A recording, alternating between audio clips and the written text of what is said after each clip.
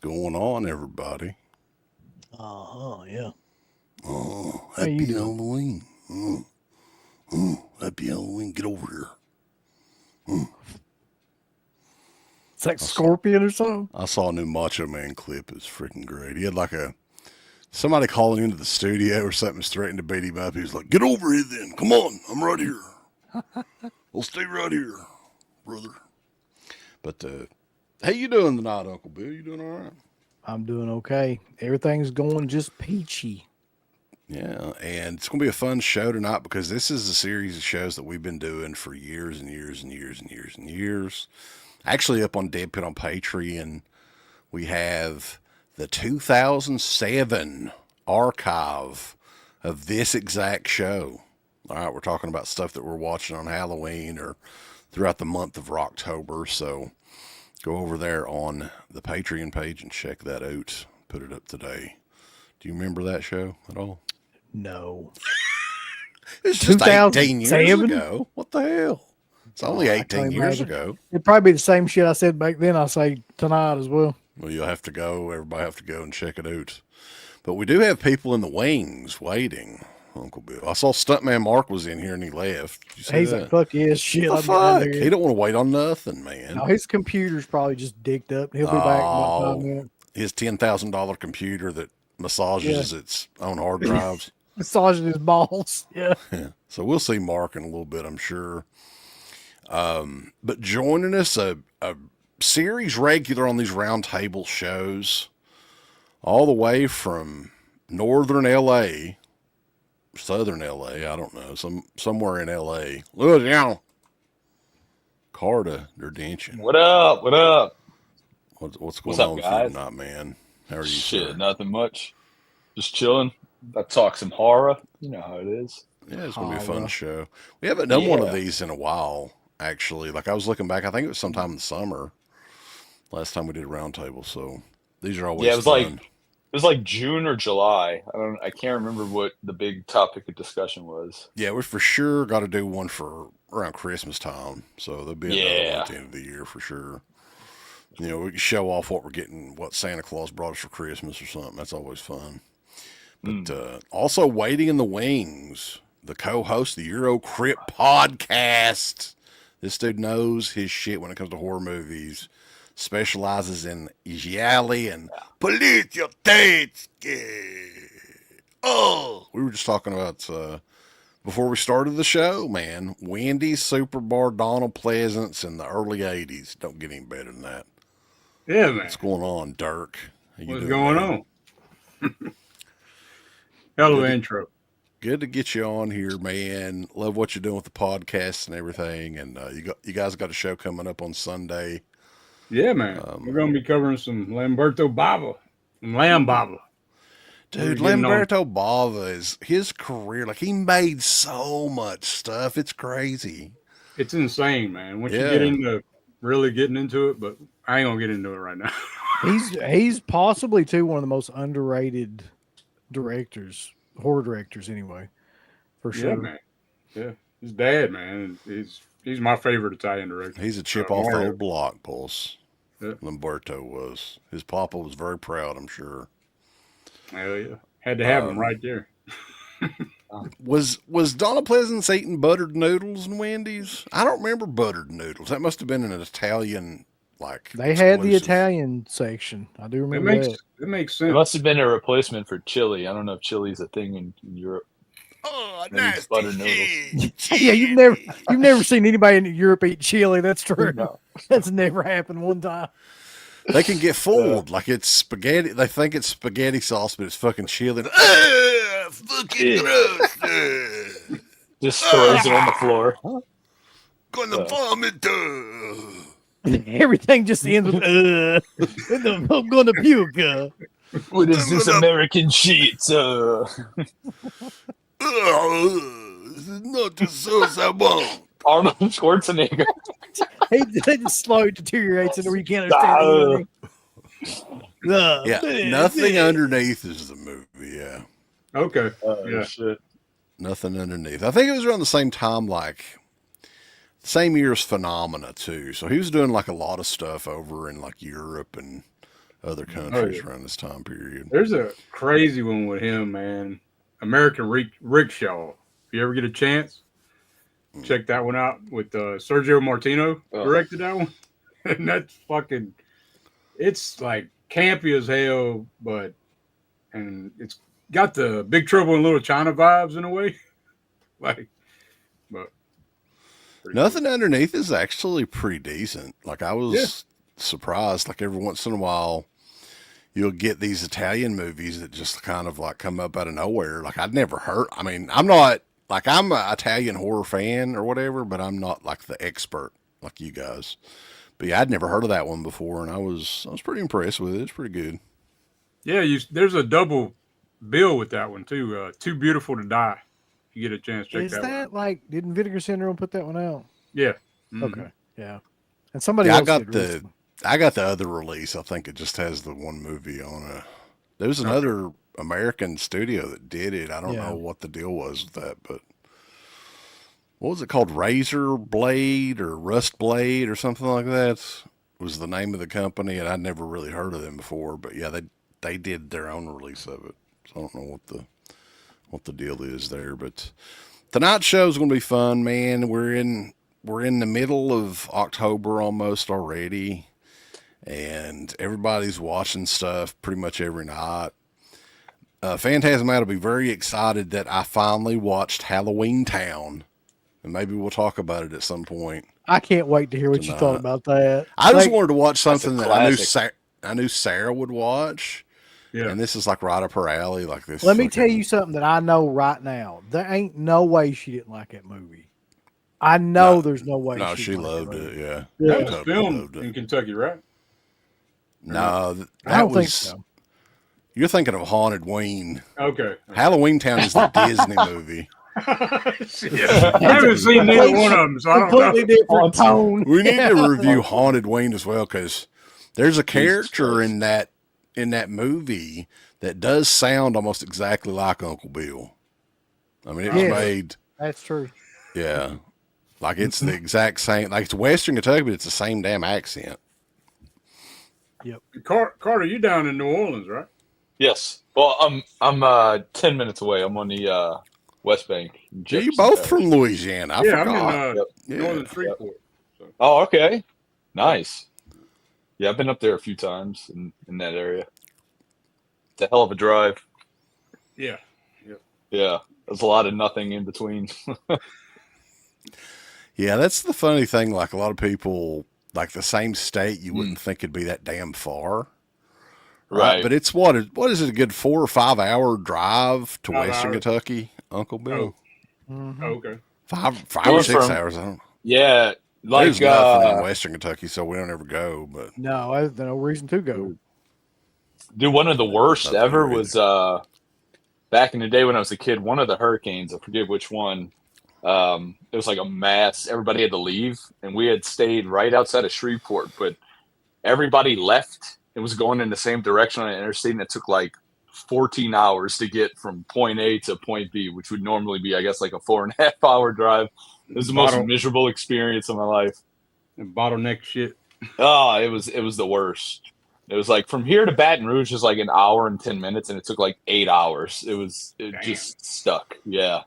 Terrible. Haunted Ween, Bowling Green, Kentucky, which is also where John Carpenter grew up. Mm-hmm. And every time we do pass there, it's normally when we're going somewhere else, like if we're going to Western Kentucky. You will notice Smith's Grove. You'll see the sign to Smith's Grove. So that's pretty cool. The Curse of Thorn, the Thorn cult is in there. Y'all never covered that one, huh? No, not Haunted Ween. I've got the DVD of it. Didn't Vinegar Syndrome come out with that not too long ago? Yep. I never did pick that up. One of them box sets, right? One of their mini box sets. Yeah, I've always heard that's a pretty good one, but I don't think I've ever seen it. I remember getting it just because it was like a Kentucky-made movie, but I never did. Is it like it's like a fun, like, bad movie, or? Yes. Because I remember seeing it. I don't know if they covered it, but I remember seeing it as an option on Red Letter Media's Best of the Plinko, where they dropped the Plinko and they'd land on a bad movie. And I remember I don't even know anything about it. Just the name Haunted Ween sounded so stupid. Something you don't forget. It's very much like yeah. No, this was more along the lines of like the regional slashers of the 80s. Oh yeah, this was the late 80s. Yeah, I can't think of what those are called. I got all three of them. Damn, I haven't cracked them open hardly. Shit. That is true. For a period of time, certain regions of the country would try to produce their own like slasher movies, like or local or There's they're so cheap to do. I did request. There's not a lot of titles from VCI that comes out anymore that I actually want to watch, but there's a documentary that's coming out. I'm hoping that we can get it so we can review it, called Tulsa Terrors, and it's a documentary about all the independent like horror movies that was made in Oklahoma in the 80s. So I was like, holy shit, like what the hell? But yeah, I think they're coming out with it here in a couple of weeks. VCI. I got from Arrow a few years back released this. It was called Weird Wisconsin. The films of Bill Rebane. Yeah. Yeah. It's a pretty cool box set. The problem is some of these movies will just drive you insane with how bad they are. It's like it's kind of like hard Monster A Go-Go is like one of his like infamous ones. I think it was on like Mystery Science Theater. That's borderline unwatchable, but there's some fun stuff in here. But yeah, like you were saying, it's a bygone era. You don't really have that anymore. You know what's weird is it's like the territories in wrestling.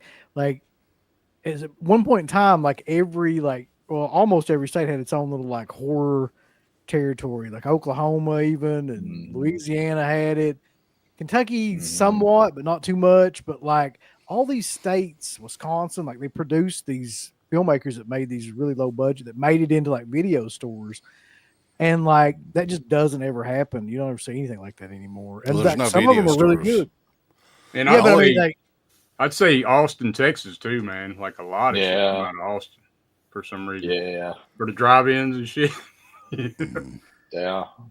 Video, like the popularity of home video around that time period was like the reason that most of these movies were made, because hell, there was probably thousands of these mom and pop video stores in like the early to mid to even throughout the whole decade of the 80s that these independent studios could just sell these tapes to for like 80, 90 bucks a pop. I mean, it's big money, man.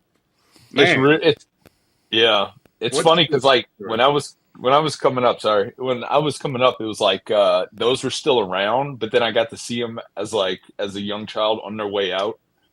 And Blockbuster take over, and then see Blockbuster on its way out. Well, see, I remember when that shit first come out.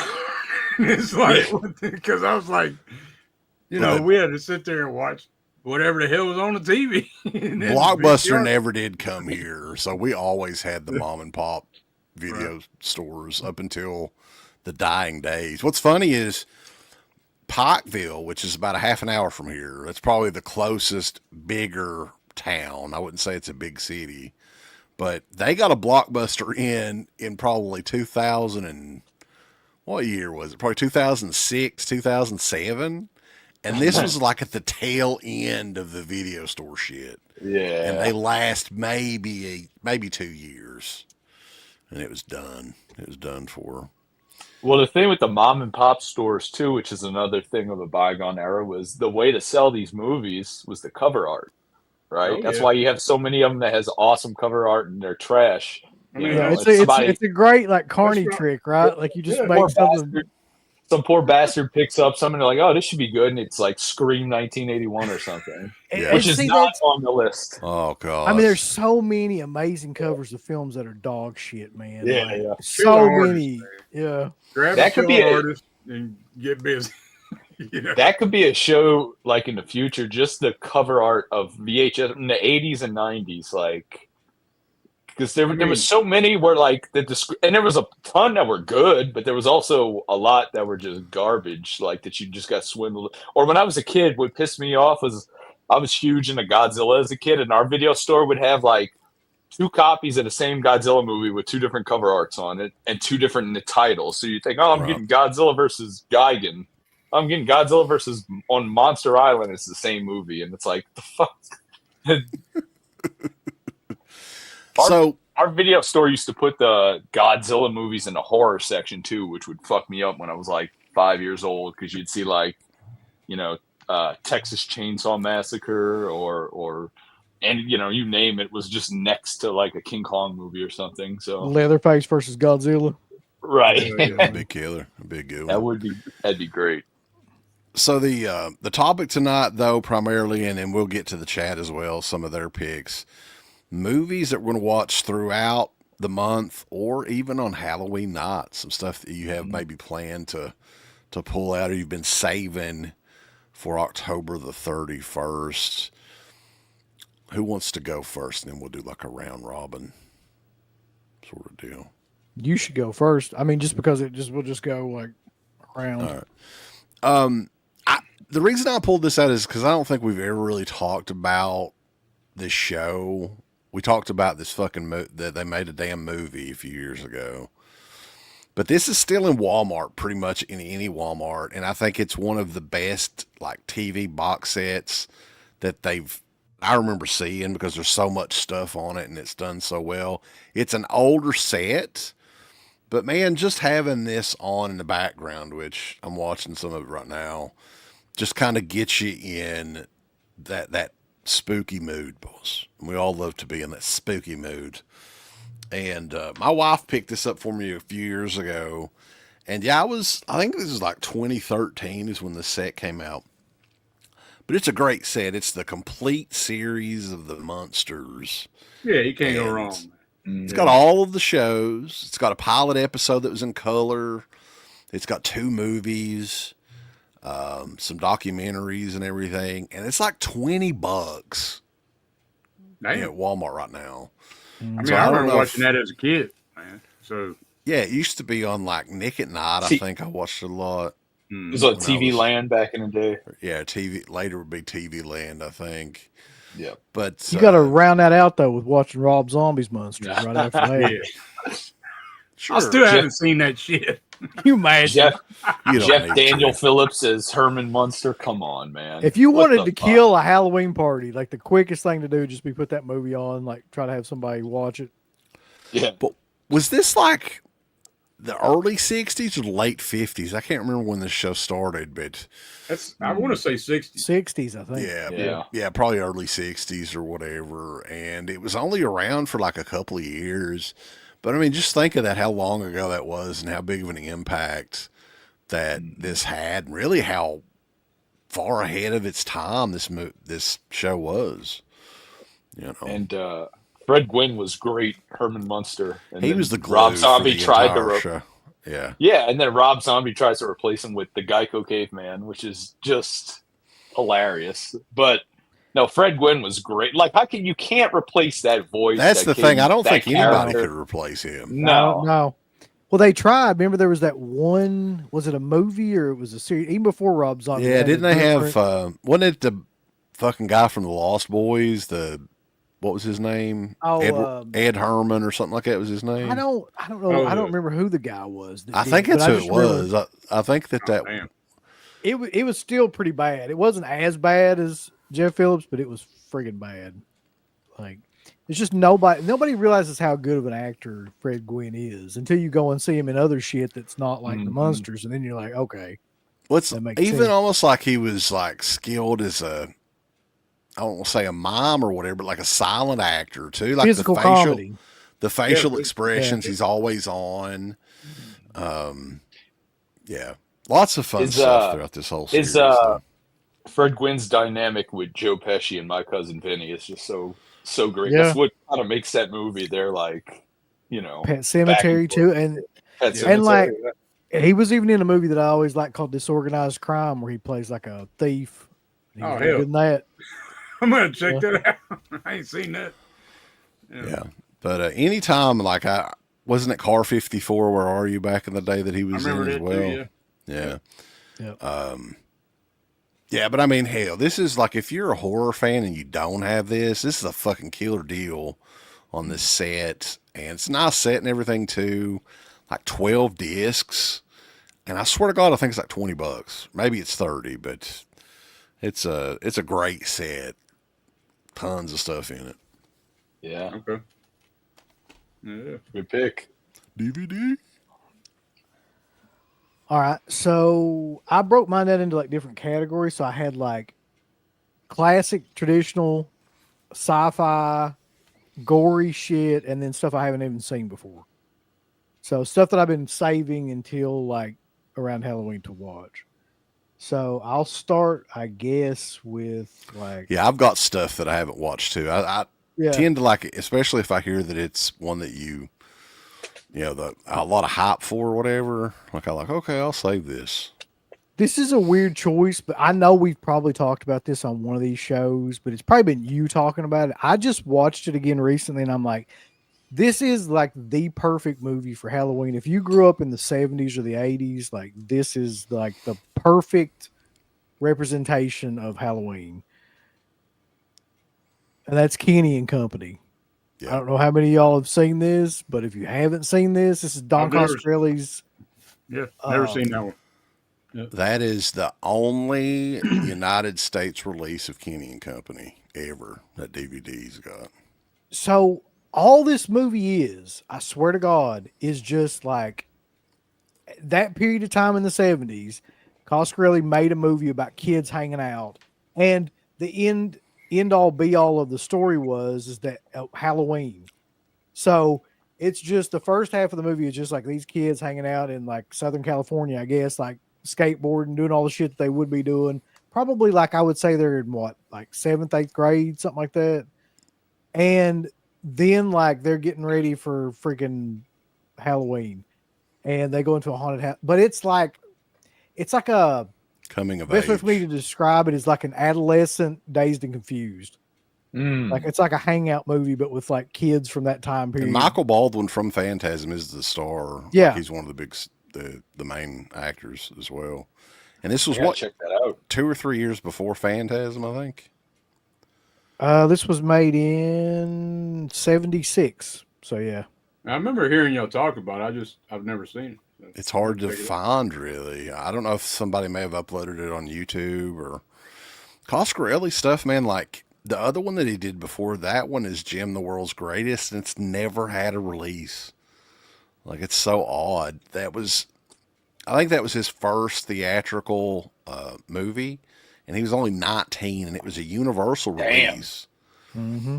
So I don't know why that never came out, but Kenny and Company is like one of those movies that will find a whole new audience if it ever gets re-released. Yeah, it will. And I imagine it's got to come at some point, right? I mean, I hope so. It's really great. Or the rights are being held hostage, or Reggie's in it. He plays like a teacher. Okay. You got Michael Baldwin. Isn't Angus Scrimm in it too? Like, no, I think he was in Jim the World's Greatest. Angus Scrimm was. Okay. I couldn't remember unless if he it was a very in a small haunted house or something. It may have been a very small role. I don't remember, but it is on YouTube if you guys want to check it out. Yeah, I highly recommend this. Like, that's one of the Anchor Bay DVDs that's still worth like pretty good money. It's it's one of the few that like they've never done anything with, like you said. It never came back out again. Yeah. So he has a great pick. So who's next? How we doing this? Carter, is he next? Is that how we're doing it? Am I next?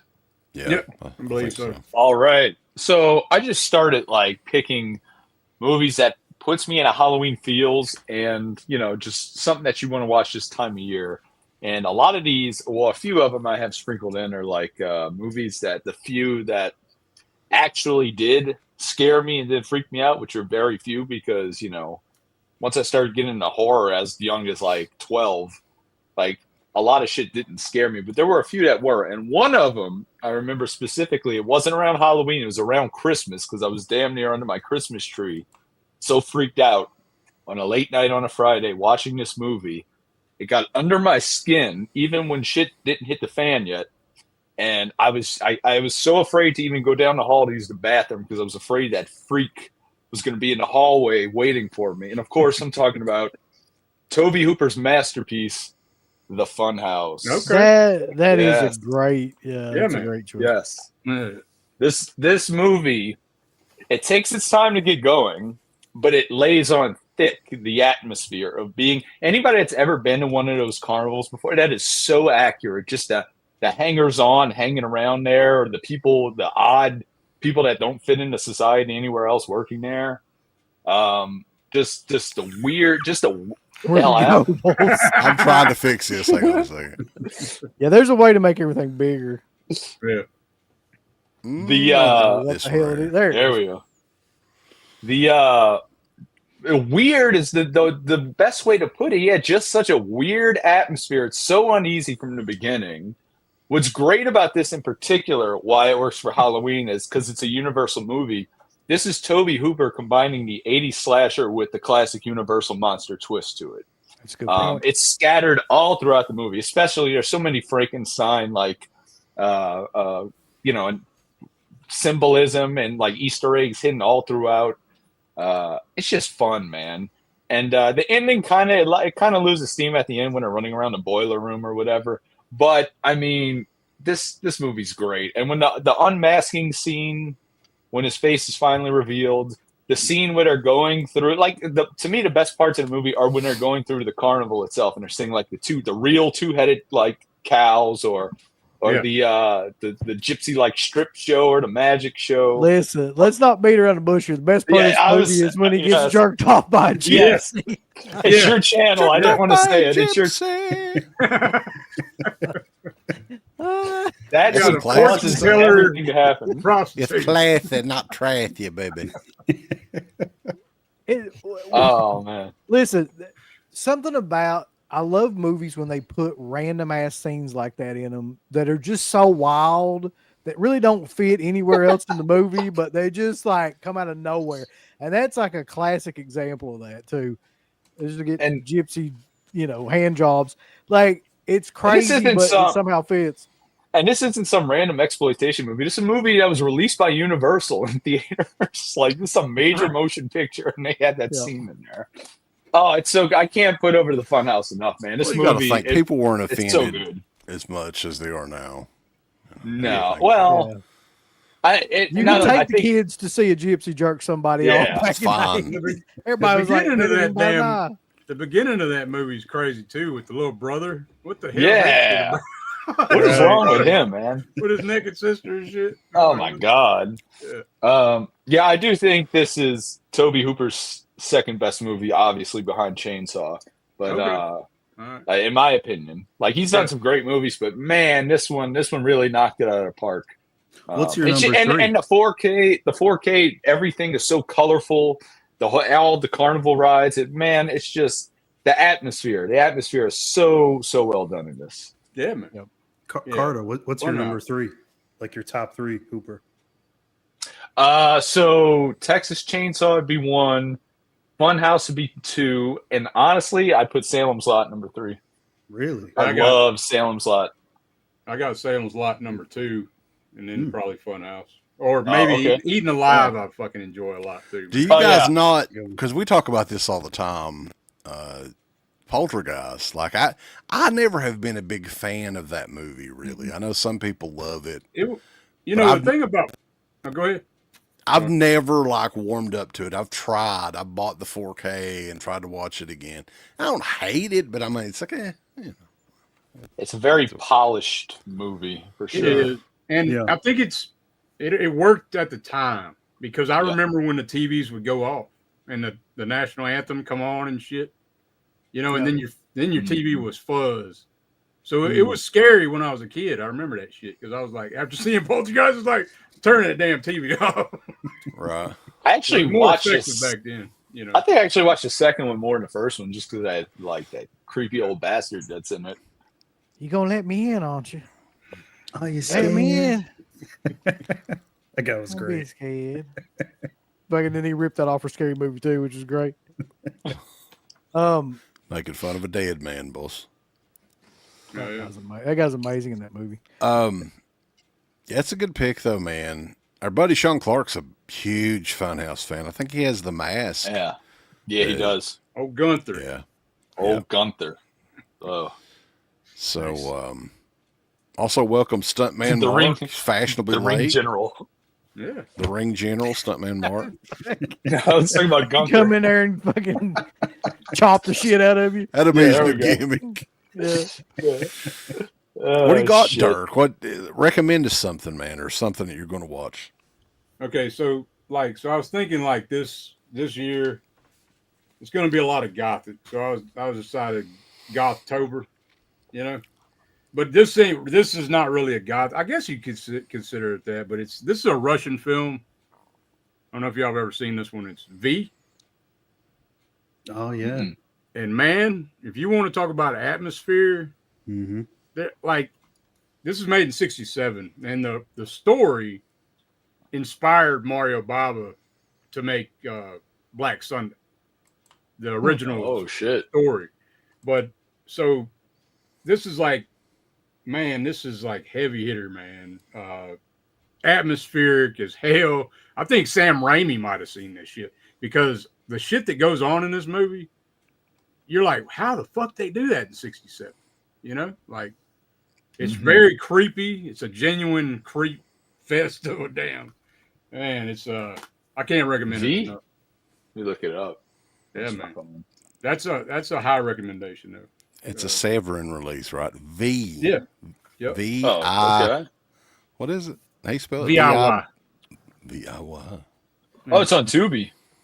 Shit. Tubi. Yeah, it's like a very gothic. Definitely falls into folk horror. Wouldn't you say, Dirk?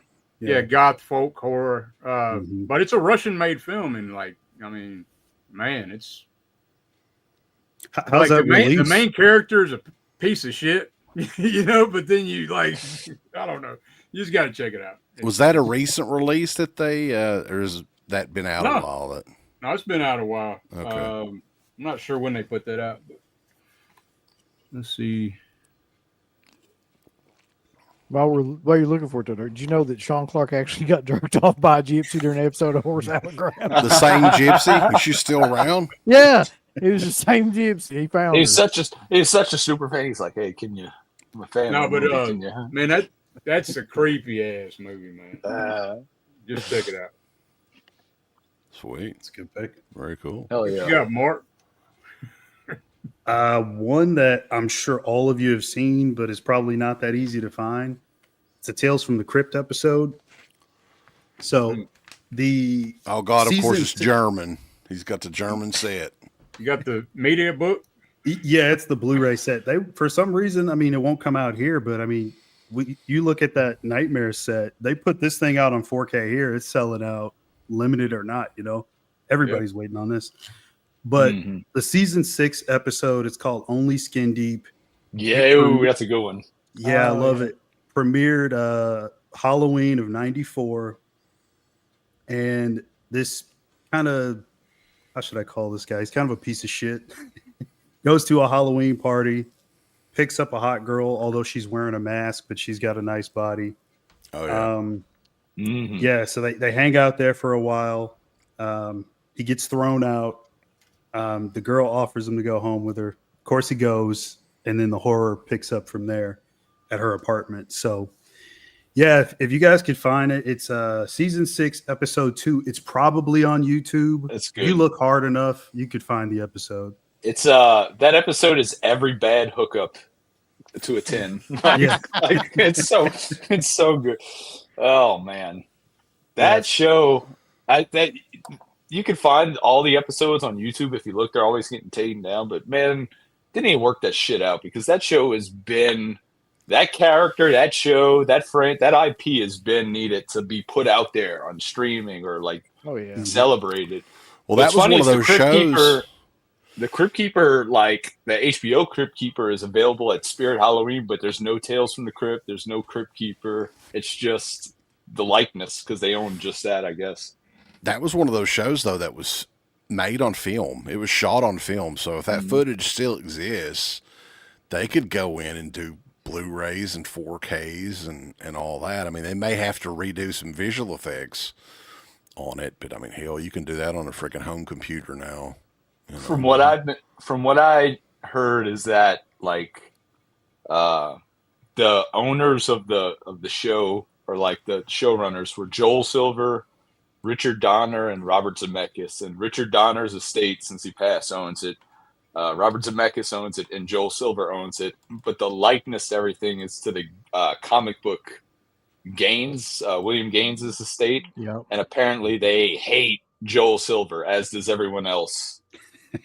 Joel Silver, by the way, was the Tom Cruise character from Tropic Thunder was based on Joel Silver. The what was his name? Les damn. Les Grossman. That was based on Joel Silver. So apparently, like, and the dude's a total nightmare. Apparently, so everybody hates him. I always thought it was like supposed to be like Weinstein or something. It might have been a combination of a few, but like, yeah.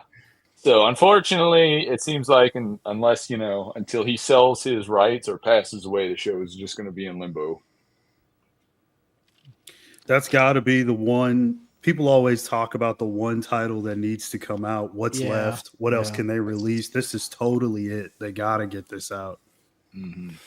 I'm sure at some point it will be. But what's crazy is they have no problem releasing Demon Knight or Bordello of Blood with the name and the like. So I don't know what maybe it's because that was Universal owns those movies and Warner owns. I don't know. I think that's how they have it in Spirit, because the Universal partnership with Spirit. So I mean, I think they own it or something. So Universal that's knows how they to have market it. shit for sure. Yeah. Right. Yeah. Yeah. And been pimping Jaws out for 50 years. Not that it doesn't deserve it, but they Jaws and Halloween. That's why if you go to Spirit, any Michael Myers thing you see is Halloween 2, because that's the one that Universal owns. Yeah. Yeah, that goddamn popcorn bucket. Man, I'm totally making fun of everybody that gets that ugly goddamn popcorn bucket of the blood eyes Michael Myers and shit. Somebody said this the other day, and they said, and I never really thought about it, but I think it's probably true. Like, there has really been no good mask since the first Mask. That was me. Like, was that Michael you, Myers?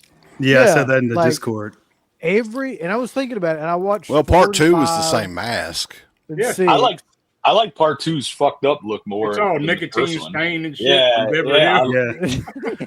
I think that's my favorite look of Michael Myers, to be honest. Smoking in front of it. I think part 6 mask is pretty good.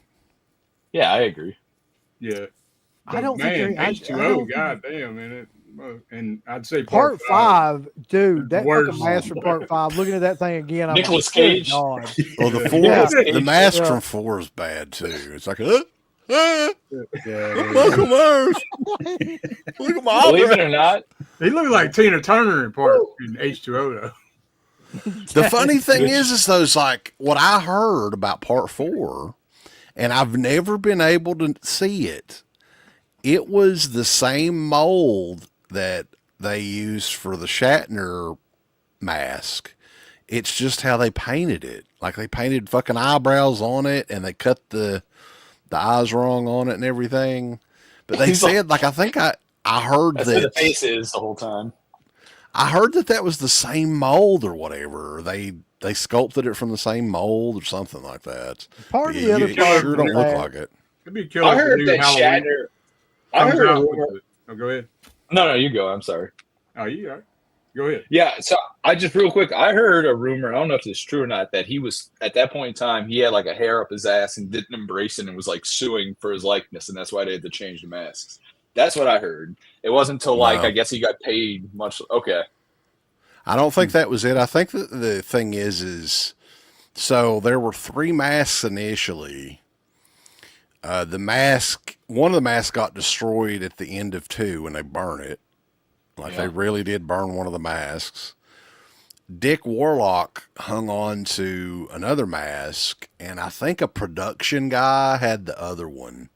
And by the time part 4 came out, it was a good 6 or 7 years later.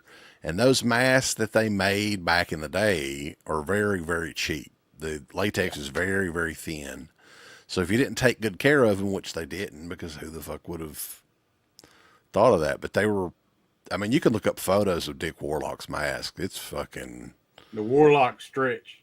It's, yeah. So they couldn't use those masks. Yeah. And I think that, I don't know the entire story. That'd be a Sean Clark question, but they based the part 4 mask off of the Shatner mask somehow, but it's just how they finished it and painted it and everything. It looks like shit. They epically fucking failed. Yeah, he put fucking eyebrows on him. So they The got one with finally- the blonde they got a new hair, one too. coming out with Jamie Yeah, Lee what the Curtis. hell? They had one with blonde hair for a scene, like a blonde Michael Myers. There's no way killer it if could they be got- an accident. They said that was an accident. I'm like, no, there's no It'd be killer damn if he way. comes out with the William Shatner mask, like just rock it that way. Just But it's not painted kind white, of kind of interesting, like how if you guys look back at the time frame of, so you had Halloween in 78, Halloween 2 in 81, but in between that time, Friday the 13th starts up and becomes a fucking juggernaut. And then Jason, really, the popularity of Jason brought Michael Myers back. It's kind of too. late 80s. And I think Halloween's a much, much better movie than the original Friday the 13th. I think the original Friday the 13th is really overrated. But I think it's what's the phrase I'm looking for? I think it's like a false thing that people have talked themselves into, that Halloween was the one that started the slasher boom. And it did get the ball rolling, but it was really Friday the 13th in 1980 that got the boom going. Like, that was such a massive hit. It was, But everything followed that. I Well, mean, ultimately, yeah, Halloween though, did it first, but the boom was because of Friday the 13th. And I don't even like that movie. right, but Friday the definitely- 13th never would have happened, though. Like, that's the thing. Like, that Halloween inspired that to actually be made. I definitely think you're right though, because I think it was like the gore, the splatter effects and stuff like that, and the whole kind of like way that movie was set up was really what was copied like over and over and over again in the 80s. I mean, you could argue Black Christmas, right? But I mean, Yeah. I know Halloween, I know. And then you could argue some older shit way back, Well, John I'm Carpenter curious- never saw Halloween, Dirk. He John Carpenter never saw Black Christmas. He never even He's heard of full it. of shit. I was like, He's so buddy, full of shit, there ain't dude. no fucking way. Like the whole How first big part of of the that movie hit- is the same. This is How my big a hot hit was take. Black Christmas, though? How much money did that make? Was that like a financially successful movie when it came out? I doubt it. Allegedly, it was one of Elvis's favorite movies before he That's died. true. That's like, Oh, mama! Did you hear that? Yeah, he used to have screenings of it and shit on. Yes. Yeah. That's My such a hot great take- visual, by the way. Do some kung fu. I mean, karate. Well, that's some good shit, mama. Oh, Margot Kidder. Oh, Oh, damn. Lord. That's more Don't like answer the Sonny phone, baby. Somebody fry me a damn banana and Phil. peanut butter sandwich in here, and I'm gonna watch this movie. Oh my god. My hot take is always, though, and people, I know it's like one that's people don't agree with, but I've always liked Black Christmas better than Halloween. Like, Black Christmas, the original, is my favorite See, slasher movie. It's real close for me, too. Like, I think Black Christmas is insanely good and underrated still to this day. But yeah, you know, the one thing about Halloween, not to get off on a tangent about it, but like, it's also not the masks. Like in part 4, I think it's George Wilbur that's playing Michael Myers. Looks like somebody's fucking like old carpenter or something. He looks, I mean, the body type and everything is just not menacing. He just He looks got like them damn shoulder pads. he's got like the fucking Dixie Carter shoulder pads from Designing Women on. It's He's like, no Don Shanks, I'll tell you that much. no, I mean, actually, he's not. Don Shanks is actually built like better at that time. Buffalo. Fucking Don Shanks, just a hilarious thought of him. My favorite so- part about real quick before we move on, my favorite part of Halloween 5 that makes me laugh to this day, because you guys would make fun of it so much, was the stuttering kid that'd be like, God. cookies. Yeah. Jamie, Yeah. So can you imagine going and paying the goddamn stuttering kid $50 to sign something at a convention? Does he do shows? I'm He sure has does. before. I think it His was at that signature- Jamie Lee Curtis show Christ. that we were at. He'd be like, his signatures are like, That's what I was gonna. Can you sign it, Jamie? Yeah. You have to do it. Put like 5 J's. Yeah. Jamie. They should have had that. They should have had that scene when he kills Tina, like after he gets run over by the car, where he's just like, "Fuck." The boy Myers from Part 4 does fucking conventions that was in flashback scenes or something like Oh, that. yeah. Yeah. Like 30 seconds, not even that. He's probably booked up to 80 now, huh? I saw young Michael from Rob Zombie's Halloween rapping on TikTok the other day. I was just scrolling through, and there he was. Yeah. Oh, he's got all kind of shit in his face and stuff. He's a albino Norwegian rapper. All right, so I'm going to do 3 because I don't know how much time we've got on each of these. So these are 3 that I have never seen that I'm planning on watching this year before Halloween or on Halloween, right? And this one right here this is a great deal on this, and I heard people brag this movie up. And who's the director of this? He's done a bunch of stuff. Mike Flanagan, yeah. Hush. Yeah, man. Oh, yeah. That movie's that's a great one, man. Yeah. The 4K of that was like 23 something on Amazon, so I was like, fuck it, I'll get it. Hey, check this out. It's crazy because that's his wife, the lead female. Mm-hmm. Yeah. And this is like 4 discs. It's got it's a pretty deluxe edition. It's got 2 different cuts of the movie, both on Blu-ray and 4K. So yes, Scheme Factory went all out for this one for some reason. How'd you get it? How'd you get that one? I actually did buy it, but I bought it from Amazon, and it was on big sale. It's like $23. I was wondering if you succumbed to the factory. He didn't give in. That is the only one. No, I've not bought any other Scream Factory. I don't think there's any other. Nope, there is one more. I did buy another one. Take that back. Oh no! This is a recommendation from Uncle Bill from maybe a year or 2 ago. The Anthology After Midnight. Yeah, that's a really good one. Yeah. Yep. And that's one of, I don't know how I missed this, but what year was this? Like 88, 89, something like that? Something around there, yeah. I'd never have seen this ever, I don't think. So I'm excited about that. I'm a big fan of the horror anthologies. And always I think an anthology is like great to watch on Halloween. Yep. Too. It seems like I always do that, at least one movie. So yeah, I'll probably save this one for Halloween for sure. And then the last one, I think this is maybe another anthology movie, but I heard a lot of people, this is set on one of those movies that's set on Halloween night, from Scream Team releasing. They do a lot of Halloween anthology movies. The Barn on Blu-ray disc, baby. Yeah, I ain't seen that one. Any of you guys seen that one? I've heard a lot of people brag this movie up, and I think there's a sequel to it now, or whatever. There's some fun segments, and then there's at least one that you probably won't like. I'm sure you won't like. I won't spoil it. They're making fun of Colonel Sanders in it or something. I can't have that. Okay. Rambo says that After Midnight thuck the ass. Damn. Well, Rambo's being a negative Nancy then, isn't he? Oh, hell. He needs to chill the fuck out. Rambo has a smile. He has a deep hatred for Halloween 6 as well. Like, my God. Yeah. Man, that hospital scene in 6 with the where he gets crazy, that's my favorite scene. The whole damn the strobe lights and shit. It's so good. Did you know the DJ in Halloween 6, it came very close to being Howard Stern. Did you ever hear that story? Yeah. Yeah. That would have been fucking killer. But they almost got him too, yeah. Yeah. And that they almost got Tarantino to direct, or he was in talks of it, and it didn't last long. Yeah. Imagine that shit. Yeah. Well, I think Weinstein wanted him to write and direct, but I think his idea was so far out there that they were like, how about you stick with your own stuff? I have nothing. Go ahead, sorry. I was going to say, you know who the star of that movie is, though, is the stepfather, where he goes, there's that scene where he goes, Bradford English or whatever. Yeah. You and that little bastard kid of yours, little son of a bitch. He shows up. The only other thing I ever seen that guy in, he showed up as a cop and on an episode of Seinfeld. It's just like, this is so random. The dad from Halloween 6. Dude, like, I think for a 6-month period there, and this has been a little over a year ago, and I've still got her email back and forth with Marianne Hagan.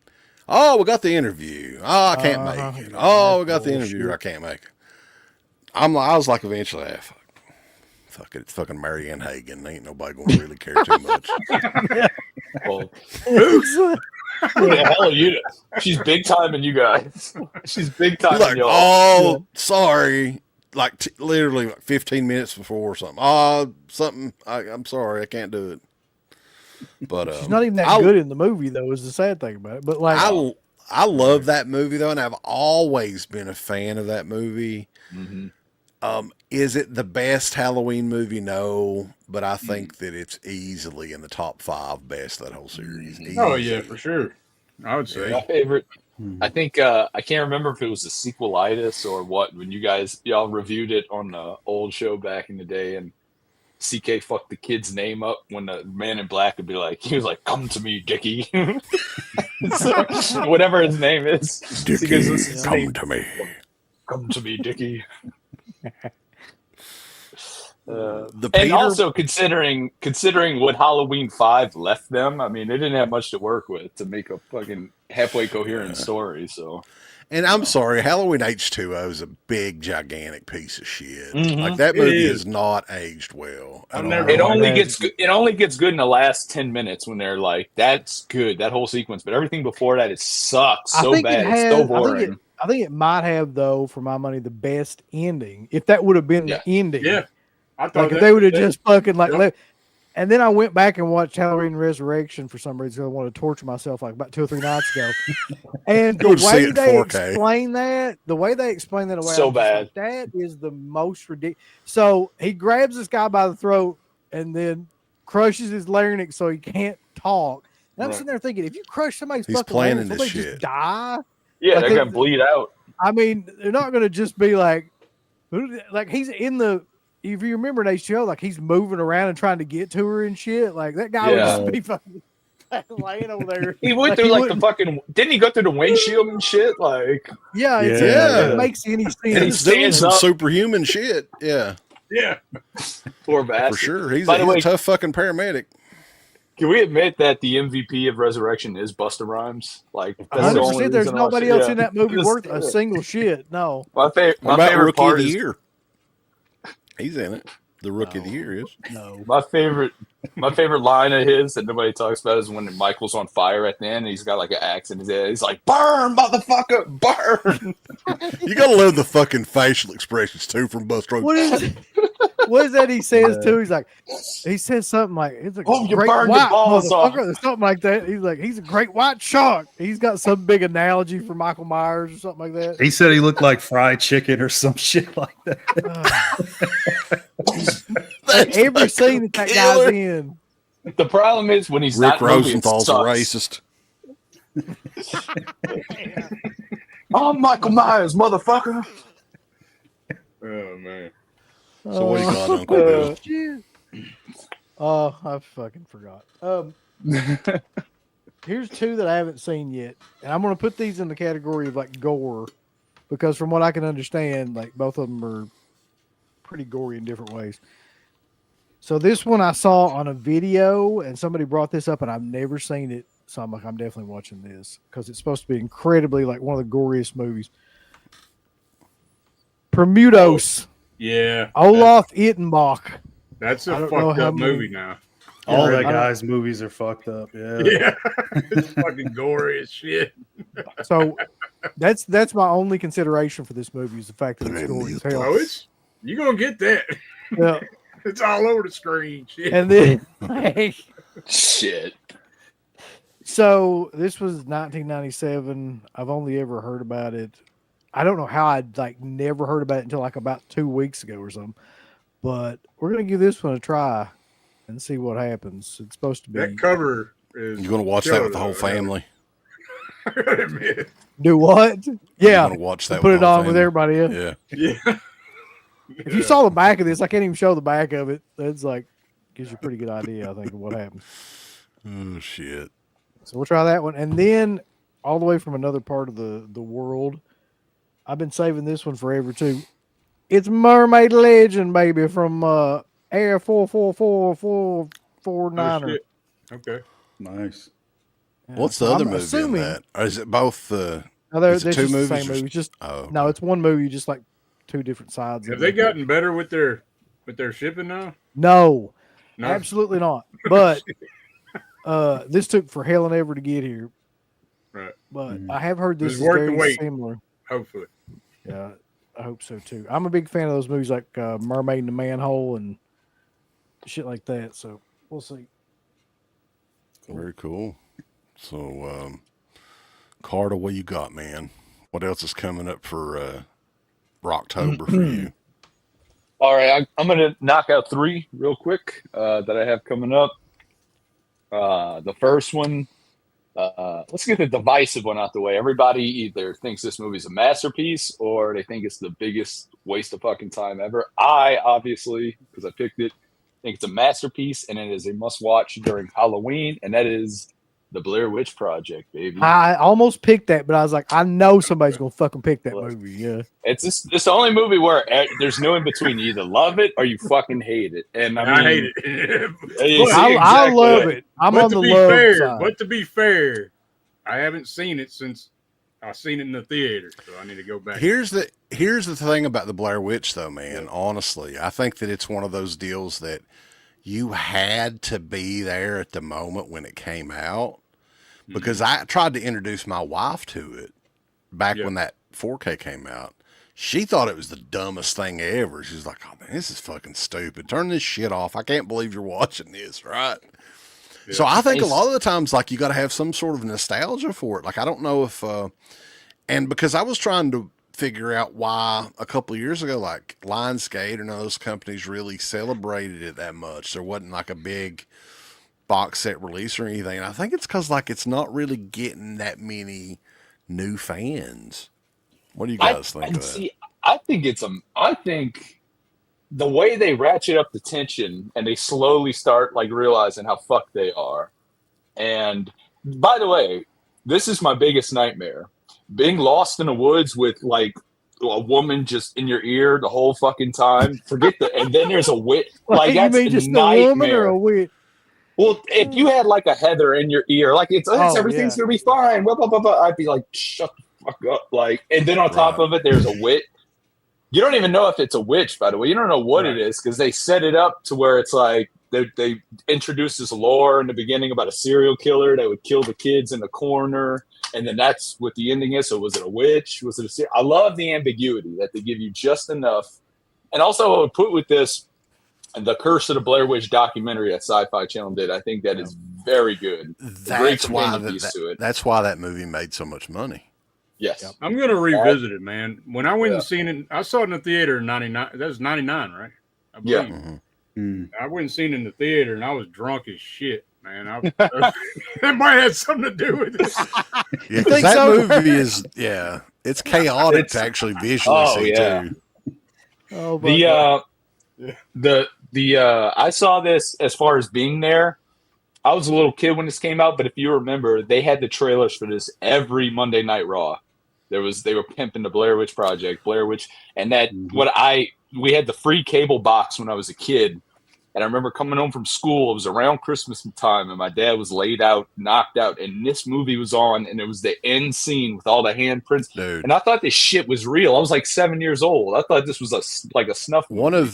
One of the coolest things that I can say that I still have, like, I don't know how this thing survived.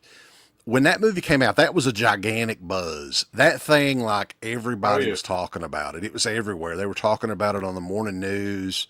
You know, all the popular shows were talking about it. The internet, it was the first big movie that hit on the internet. And so I was doing like wrestling tape trading then. And this was like, it was the Sundance cut of Blair Witch. And I got like probably a second or third generation copy of it.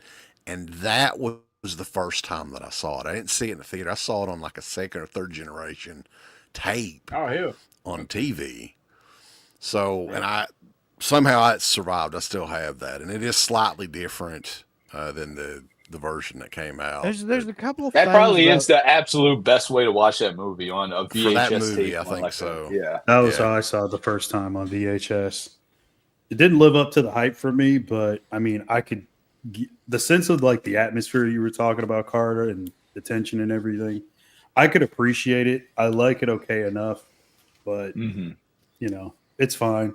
That's Not one of those my absolute favorites or anything. Look, buddy, look. I ain't gonna have you come on here and just say it's fine. We'll Start that downplay it. bullshit.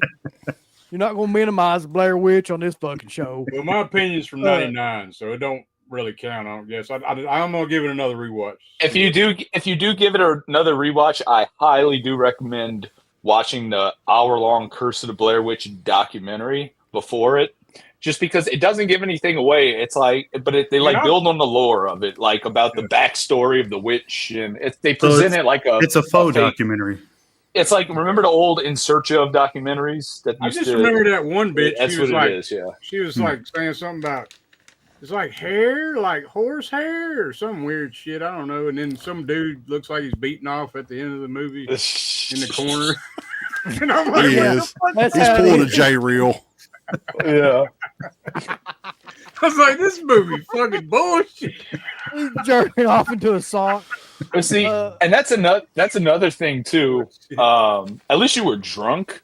But I've seen people that don't understand the ending at all, and I'm like, how do you not like? It's not that they set it up in the beginning. Like, it's not subtle, really. You forget about it because all the shit that happens, and then when it pops up at the end, it's like, oh yeah. I mean, but I don't know how people. If I was drunk, I'd probably miss it because it's real brief. But if you're watching the movie, I don't know how anybody could like forget about that part. They stop and tell this whole story. But anyway, that's one of the movies. The thing about the Blair Witch too that like people forget is like one of the coolest parts about that movie is they get lost and they keep walking, but they always end up back in the same spot. So it's almost looping. Like they keep looping. So it's like the woods themselves are like fucking with them. And then dumbass lose the map or something, or I don't know. Yeah. He throws the map in the river. Yeah. Yeah. And his explanation for that makes no sense. I will say that. Like, he's just like, I got tired listening to your bullshit, woman, so I fucking got rid of the map. It's like he's laughing like just a nut. Like, I kicked the motherfucker. Fuck you. He did say, in his defense, he did say he was running low on cigarettes. So I mean, you never know. He's on edge. Yeah, people do crazy things. On edge. Crazy shit when they can't get a smoke. Anyway, so Blair Witch is one of them. Oh, by the way, before. Yeah. Notice Blair Witch you ever notice that weird like ugly lady that looks like a witch in the beginning? The camera pans down, her fence is made of bundled up twigs. I don't know if anybody's ever caught that before. I did not catch that. Yeah. I'll tell you though, if you are a fan of that movie, that second side edition is a must. 100% must own. They've done it. Clean it up? I mean yes. What they did when they transferred Blair Witch is like when Lionsgate bought it, they transferred it to film because this was when they were showing film, it's 35 millimeter film in theaters. What Second Sight did is they took the original high 8 tapes or whatever kind of videotapes that they were using and scanned them directly. So there's no film. It 100% looks like somebody's home movie. That's how they edited it. So I think that definitely adds to it.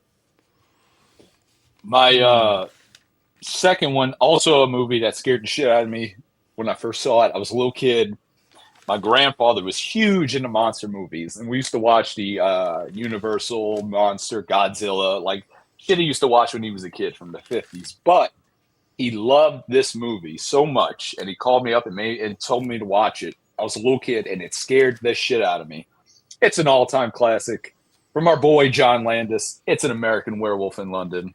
Yeah, man. Yeah. I mean, this got a Halloween atmosphere, even though it's in London. Yeah, I don't know if it takes place there in Halloween. I can't remember. It might not. But regardless, it has a great atmosphere. There's so many good like jump scares, the whole dream sequence. Obviously, the transformation sequence still holds up. It's my favorite horror comedy. I mean, and it separates it. Mm-hmm. I think it does it well. So. And there's hilarious moments in this, but when shit gets real and it's time to get it gets horrifying. Like that's what I mean. Like the horror is when the horror and that like opening attack is amazing with the werewolf at the beginning. I think it's the Moors are on and like that whole sequence when they're in the bar and they're oh man, it's so good. And you the just theater scene I love, man. That fucking with the flashlight on the fucking wall. Was it Yeah. Rick Baker though? Like that's one of those movies too, where like the makeup effects guy's the real star of that movie. They, I think it was the first ever Oscar for best makeup that Rick Baker won for this movie. I remember. I think it was the makeup category. My little nephew's like 3.5, right? And he's big into werewolves. So I was like, let's look that transformation scene up on YouTube, right? His little eyes was fucking like.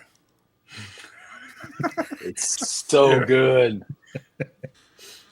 What's funny is a few years back, I know Rick Baker was on Joe Rogan's podcast and talking about all of his method, how he did stuff, and you feel like a dummy because it's like, how did he do that scene where the hair is coming out of the arm? And he's like, we just placed it there and then yanked it out and then just played it in reverse to where it looked like it was growing out of the skin. It's like, it's so like that. It seems so simple, but it looks so good, man. And real quick, if we're sticking with great atmosphere, this is not one I grew up with, but this one I've seen later in life and immediately became one of my favorite John Carpenter movies. Such great atmosphere. It's the perfect Halloween night movie, and that is Prince of Darkness. Oh, yeah, man. Okay. Mm-hmm. How is that 4K, by the way? It's good. It's good. Yeah. I hate to give the devil their due, but they had good transfer. It's just a fun movie. I mean, it's in a church underground, the goo, the lot, everything about it is just like a classic, spooky story. You could double feature that with the church. Kelly Swaby. Yeah. That's a great transfer on that one. Yeah. Oh, and the creepiest thing about this that Carpenter did so well and it's so unnerving, was the sequences from hell, which it looked like he recorded like video footage, and it's of like a shadowy demon from a distance, and the voice is all distorted. That whenever that happens throughout the movie, oh my God, it's so good. Like it's so out there and comes out of left field, and it just gets under your skin. I mean, especially like the final shot, like where he's at the mirror and he's about to touch it, and then it just cuts to black. Oh man. I mean, that's a great one. It's good. It's great. This was his return to independent movies after Big Trouble bombed. Great movie. You can't go wrong with that. Hell yeah. Now let me ask you this, because it's been a long time since I've seen that. Alice Cooper did a song called Prince of Darkness. Was that in that movie? Yeah, he's in the movie. I know he's in it, but like he had a song called Prince of Darkness the same year. And I was thinking if that was the closing credit song or what. That's a killer freaking song. You know the part that always sticks with me about that? It's where the guy's outside and he's like, I've got a message for you. You're not going to like it. Yeah. Praying for death, and his head fucking falls off. Let me ask you this too. Do you think, what year was that? 88? 87, 88, something 88. like that? Yeah. Was that the last, because this is the last one I can think of that has that classic John Carpenter feel to it. I think They Live came out after this. I'd say They Live would probably be the last. They Live after this? They Live was after. Right, 87, 88, 88. Okay. They Live They're around was the 88. same time. Because then he followed They Live up with Memoirs of an Invisible Man, which, Oh, Lord. and then he did in the Mouth of Madness, which I really love, but it doesn't feel like it doesn't have that look. Yeah. Village of the Damned was right after that, right? That Yes. was 96. Yeah. Everybody loves that movie. What the hell? That movie was so boring. And then he did Escape from L.A. Oh, fuck. Escape from LA's I remember better that than fucking basketball Village of the Damned scene with the movie. head, with the head or some shit. I like Escape from LA. I'm probably the only one that does. You probably might be. Ghost from Mars. Damn. No, dude, John Carpenter loves Escape from L.A. He gets pissed if anybody talks shit about it. Yeah. Yeah, I've seen that clip. Yeah. Oh, Jesus Christ. Let's go surfing and play some basketball in a fucking Snake Plissken movie. He's so stoned out of his mind now when he's just like, yeah. I honestly think though that they should have went through with Escape from Mars and actually, like, I think it would have been more successful if they would have done that because that was originally supposed to be the third movie. Mm-hmm. He did. There was a clip I watched today, and I don't know what he was talking about. And it was Carpenter And he said something to the fact like, it was a fucking disaster. And then he stops and goes, I'm sorry for cursing in front of the young lady that asked me this question. It's like the only time I've ever seen him. No. Give zero shits. I love when he talks shit about Rob Zombie. Dirk, what you got, man? Yeah, you got anything else? Yeah. So this recently just got announced.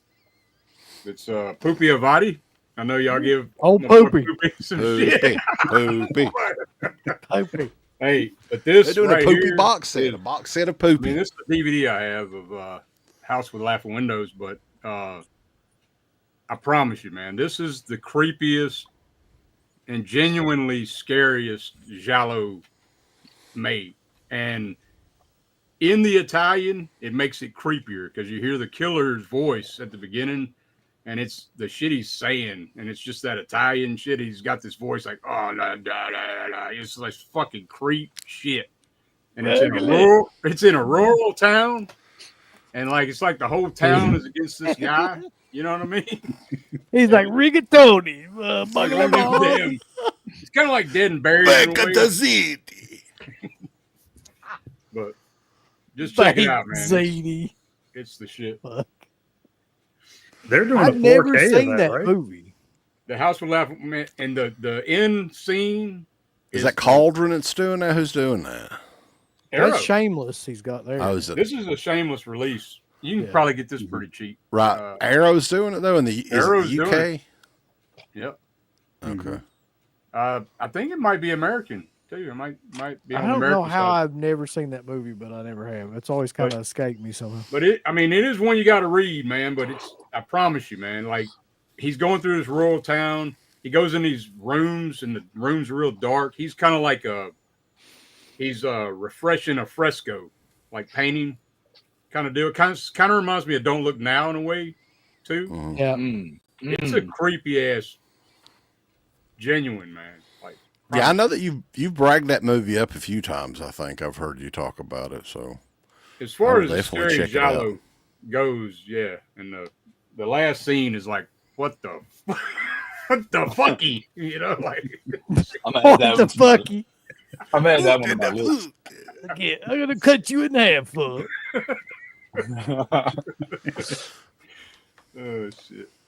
But I'll say this too. So here's real quick, Lady Frankenstein, which I don't know if y'all seen that one. Not the fucking new one, the one with Rosalba Neri. It's a fun little movie. To me, that's her best role. You could put it on with a double feature of The Devil's Wedding Night. It's got Elvira presented that back in the day. So check it out. I swear to God, Dirk, I thought you were talking about the one that had like that new one that came out. What was it called? Lisa Frankenstein? Lisa Frankenstein. Oh, For some yeah. reason. Oh I yeah. was Yeah, like, no, that's what I was saying. Like, it ain't that. That'd new be a one. hot Dirk take likes that if you movie, came out too. with that one. Yeah. But here's the original cover art for the Lady Frankenstein. Oh yeah, I've seen that. That's So beautiful. it's killer, man. And like Devil's Wedding Night with her, Rosalba Neri's kind of like reminds me of Barbara Steele in a way, but she's so damn badass, man. Mm-hmm. Check those out. There's a couple more. Awesome. Cool. We got Marcus. Whip it out, Mark. So Vinegar Syndrome put this one out. I had originally found this movie, actually both of these movies, it's two. They put it out maybe a few years ago. I originally found it on DVD as a double feature. So glad they put both of them out. And Cemetery of Terror.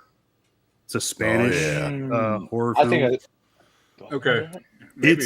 It's kind of in the vein of the movie Superstition, which I know CK and UB, you guys reviewed that one not too long ago.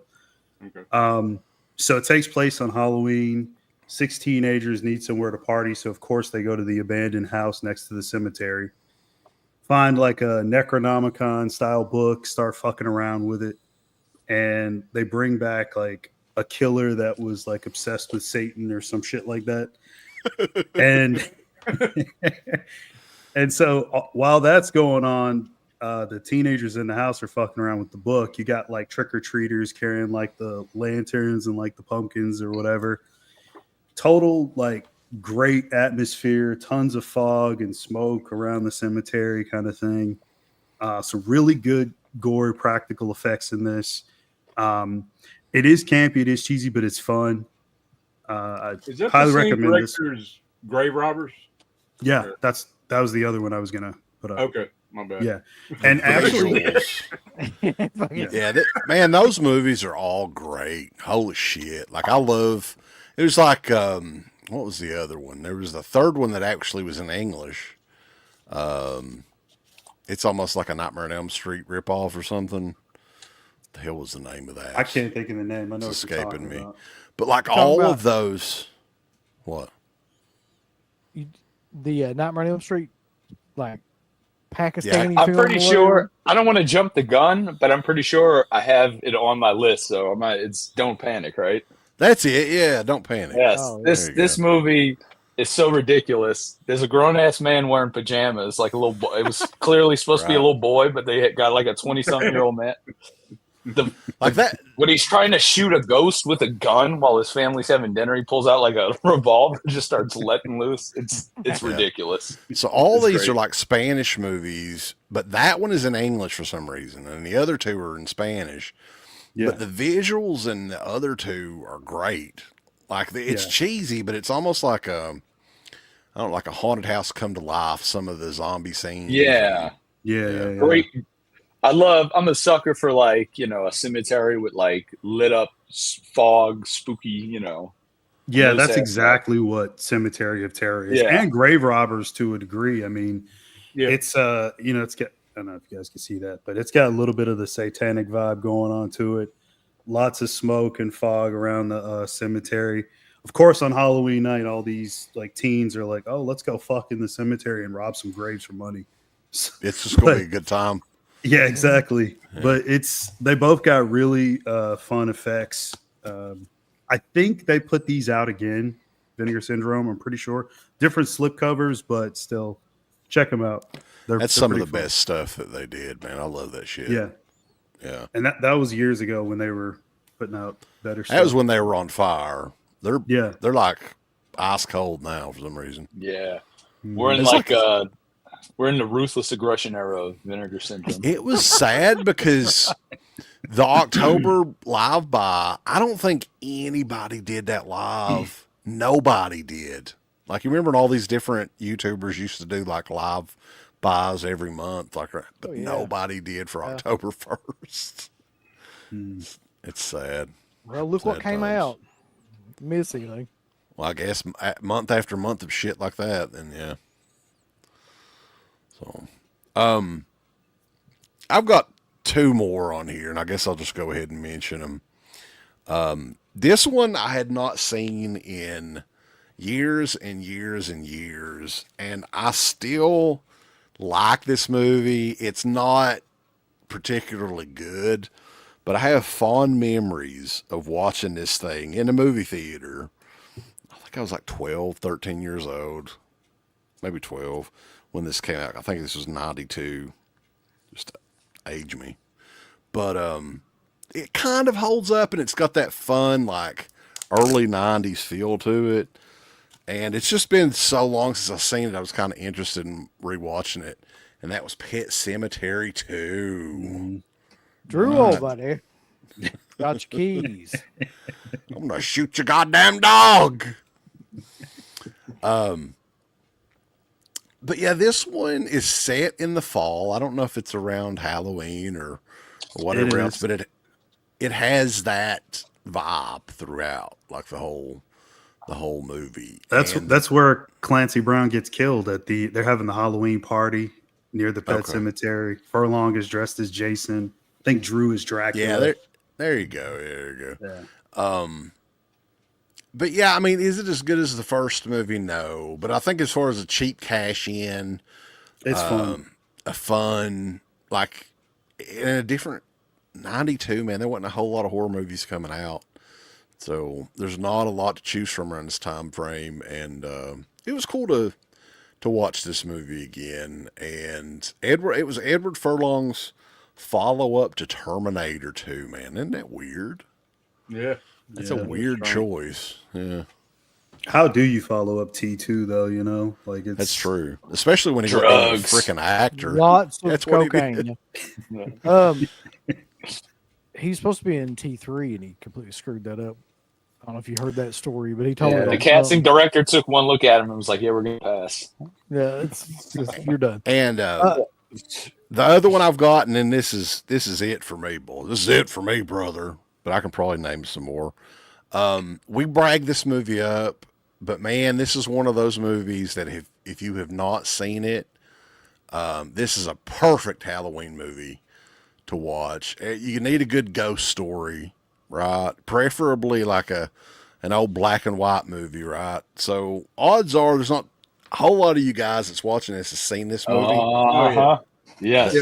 The Innocents. Innocence. That's a Damn good. good. Yeah. 1960, and dude, like I am shocked that not more people bring this movie up, because you always hear about The Haunting and the House on Haunted Hill and the one with Kidman too, right? The remake. It's pretty much a remake of that. Right. The Others. Yeah, The Others. Right. And then Mike Flanagan did like a fucking movie. What? I can't think about The Others anymore without thinking about like a Michael Jackson parody. That scary movie. Parody. But if you like The Others, this beats the fuck out of The Others. This is 10-1, and there's some really creepy shit in this, and I can imagine like watching this movie, and I found this Blu-ray at fucking Goodwill for $1.50. Damn. No shit. That's a Criterion. Yeah. Criterion Blu-ray. That'd run you like $35 on. Not that long Barnes ago and Noble. either. I was like, and it was like the only thing there. I was like, what the fuck? Where'd this come from? Ain't nobody from fucking Eastern Kentucky buying Criterion Blu-rays. What, you don't think you'll find an Ingmar Bergman movie in a Western Kentucky Goodwill store? No. But great creepy vibe throughout the whole movie. Very underrated, I think. And I think that's one I that think the everybody end, should man, definitely check out. leaves it open too, right? Yeah. Yeah. Yeah. It's like, what did I watch here? What happened here? And those acting performances for those kids, and they're young too. Oh my god, because they had like a lot of dialogue, and They're were the really stars, good. really. Yeah. Yeah. The Black Sabbath cover that had to be right. You mentioned 100% had to be. Yeah, there's a scene with I think it's a thunderstorm or something like that, and you see a creepy witch standing outside, and it looks eerily just like that Black Sabbath cover, but this was 1960, of course. The Sabbath boys were like 12, 13 years old. So I bet Ozzy was watching that shit. Yeah, I know he was. That man is a fucking witch. And the beginning, lick, and I always ball liquor. And then I always remember this too. Passed out. When the movie opens, was it a Paramount movie, or what was the logo that came? The Fox, 20th Century Fox. The singing. That song starts during that. And I was like, what the fuck? Like, that's very odd for a movie of that time period, and a very creepy song. So from the opening seconds of this movie, I was just drawn into it. It's good. It's very good. And by the way, those what is it about? I know that's not 4K, but what is it about those old black and white movies that look so good on 4K? They do. Like I was watching the original Mummy from the 30s on 4K to Universal release, and I was like, "Holy shit!" You could see every detail of, like, in the beginning, this like the stitching on the Because they wrapped them in, and it just looks so good. Looks like $1 million. Well, I think it's the HDR and because like half of the color is the black, right? So it just makes it pop. Yeah, you know. Everything on film looks better too, right? Like, I think, like, especially if it's done correctly, like, and that's why, like, 4K, if you're a big fan of that particular film, like with me and Madman, To me, that's just like a treasure to have that in 4K because it really looks like you're watching a 35 millimeter print on your TV. Like they did it right. And it still has the grain and everything, and yeah. Don't say that. James Cameron might get pissed off. Well, luckily, I'm not a major fan of any of his shit, so fuck him. Right. Yep. Avatar. Terminator movies is okay. The innocence. Come on, man. You can't hate on Aliens. I don't hate aliens, but I'm not just I don't play with my bird over like Rambo does. Damn. I'm bigger on the first one, man. Like, yeah. Rambo's gonna order a Madman slipcover and just rip it now. It's all in good fun, but he does play with his bird and think about aliens. I've heard that.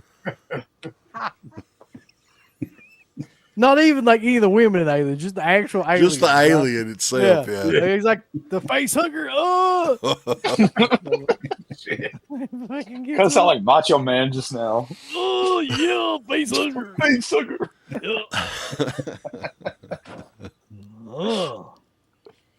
Dig it. I don't really know. I think the 4K of Aliens actually looks really good though too. The first Alien, which I don't have on my list, that is one of the best 4Ks. The Ridley Scott one, it's like, holy shit. When you watch it, it's like, God damn. I haven't seen that one, but the Aliens one that they did, I thought was pretty good too. Yeah, that one, the first one, I haven't seen the Aliens, but the first one, that looks like $1 million, man. You put that in, it's like, God damn. Yeah, man. Oh, yeah. Uncle Bill, what you got? I got a movie that you probably need to be on drugs to fully appreciate. So if you like shrooms, acid, LSD, mescaline, PCP, or any other things like that, take that first and then watch this movie, or you could just watch it by itself. But either way, it's one of the freakiest. I'm positive I recommended this movie before on one of these, but I'm going to recommend it again until they come out with a better edition of it. It's Pat. And what is it? It's Pat. It's Pat in 4K. Yeah, here it comes, Coneheads. No. It's Lamora. Oh, yeah. I don't know. Right, This is the Synapse DVD, which I think, is this currently is there a Blu-ray of this? I think there is a Blu-ray. I have a Maybe bootleg. overseas or something, right? I got a bootleg Blu-ray that looks pretty good.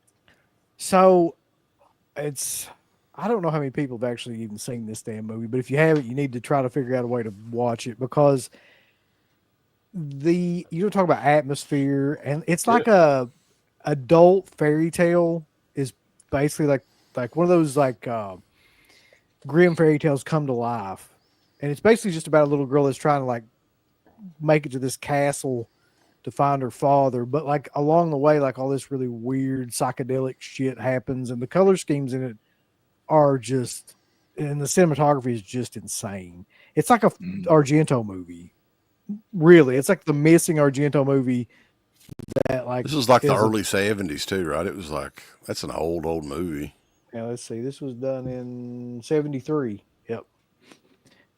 And I've never really seen another movie like this, and I've always like tried to champion this movie for anybody that hasn't seen it. And sadly, they don't ever re-release it. So I'll do that one as one that I've talked about a million times, but needs to be seen. Yeah, that DVD is crazy old too. It's a shame that there hasn't been anything new, like here in the U.S. at least.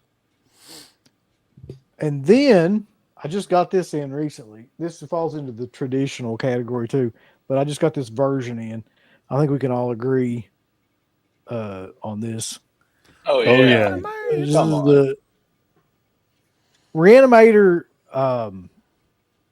This is the 40th anniversary one that just came out. Reanimator might be like one of the perfect horror films. Like it's an independent film, but doesn't look like an independent film. And it also has like the hottest fucking woman at that time period that existed with Babs Crampton. She's still pretty damn hot. Yeah. Yeah. Along with Jeffrey Combs just being like, I mean, he completely stole that movie. You want to know the oddest thing about Reanimator that you would never believe? got 2 thumbs up from Siskel and Ebert. Swear You're to right. God. I would never believe that. Yeah. Swear to God, it got 2 thumbs up from Siskel and Ebert. Them some bitches hated each other. Yeah. For as They much as they rarely- hate it, as much as they hated horror and schlock, like it's just like, not that I disagree. I love the movie, but it's like, what? it's so not in their wheelhouse, but just goes to show you how good that movie is. Yeah, very cool. Yeah, I hear that 4K is insane, but I've not I ain't got grabbed it yet. Yeah, We'll find I out. hear it's really good. It's a new company too, Ignite Films or something like that. Yeah. Yeah. Yeah. I didn't want to buy it because I'd never heard of the company, but then everybody started putting it over. So I was like, well, I've got to try to get it. Hell Jackson yeah, Jack says he prefers From Beyond. Not me. Like, I think Reanimator. There's no way. I do prefer the Yeah. bondage gear and Yeah. From Beyond. Yeah. That's what came to mind for me too. That's the first thing that like comes to mind. Yeah. To me, There was a I movie think, that- Go ahead, sorry. no, I was just gonna say, I think out of the 2, Reanimator has the a funnier sense of humor about it. Like, you know what I mean? Whereas From Beyond takes itself a little bit more seriously, Yeah. just a tad bit. Mm-hmm. But there was a movie called Jacob's Wife that Barbara Crampton was in like 3 or 4 years ago. And she gets nude in that. And man, she is still fucking fine as hell at 60 some odd years old. Like, I don't know what the hell. That is insane. But yeah, she's like in her mid 60s at this point, I think. Yeah, she's 66. That's fucking nuts. Yeah, What the hell? I just seen her a few months ago at the con, and she looked amazing. Damn. And she was like, "I'm never gonna stop doing horror. I want to be the Betty White of horror." She's like, she loves the genre, so she's a fan too. She's not just taking the roles. That's always. I'm good a to fan see. of hers. Yeah, we're all Oh, me fans too. of hers. Yeah. She's fine as hell. That's what I'll I tell said. you another one though, real quick, that Stuart Gordon did. I don't have it with me or anything, but like that's a pretty good Halloween movie would be Dolls. Always like that movie. And as killer doll movies go, it's probably like one of my favorites because it's not really trying to be that fucking hokey. It's actually trying to be pretty serious, like in the way that it. Aren't you surprised that Awesome.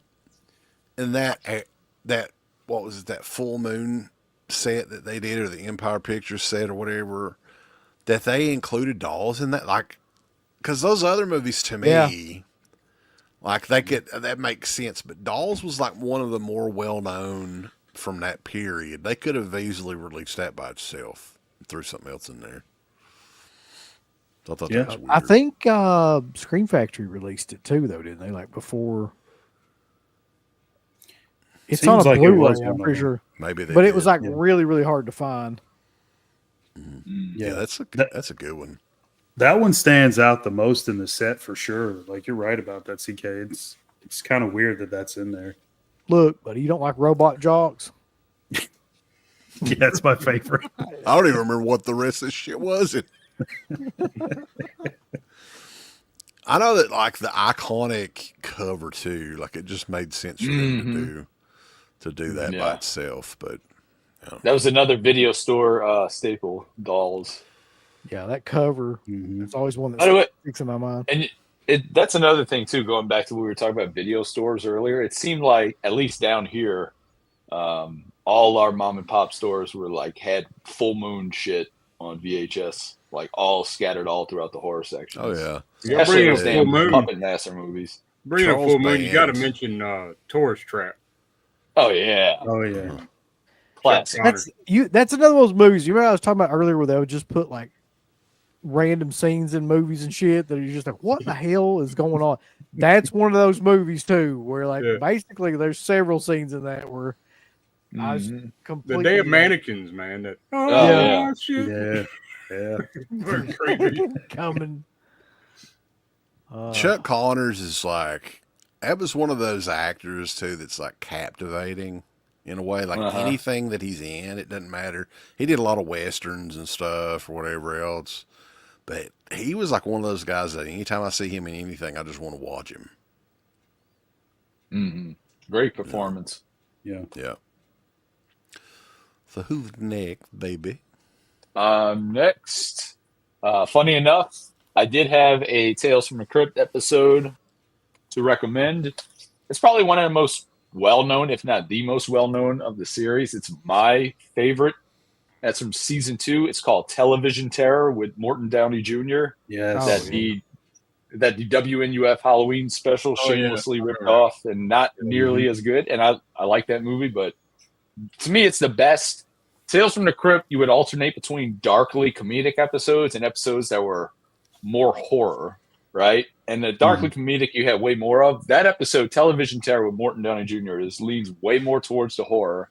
Such a great concept. It's basically a found footage live, basically just like every Tales from the Crypt main character, an asshole that gets what's coming to him. Morton Downey Jr. basically playing himself, the scandalous TV show host, just like he did in Predator 2. Does a great job. Genuinely one of the scariest episodes of the whole series. And it's just so good. It's probably, like I said, up there with one of the best known of the series.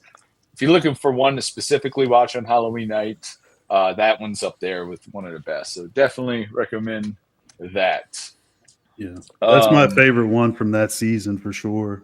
It just works. So I think that's one of those shows. Season 2.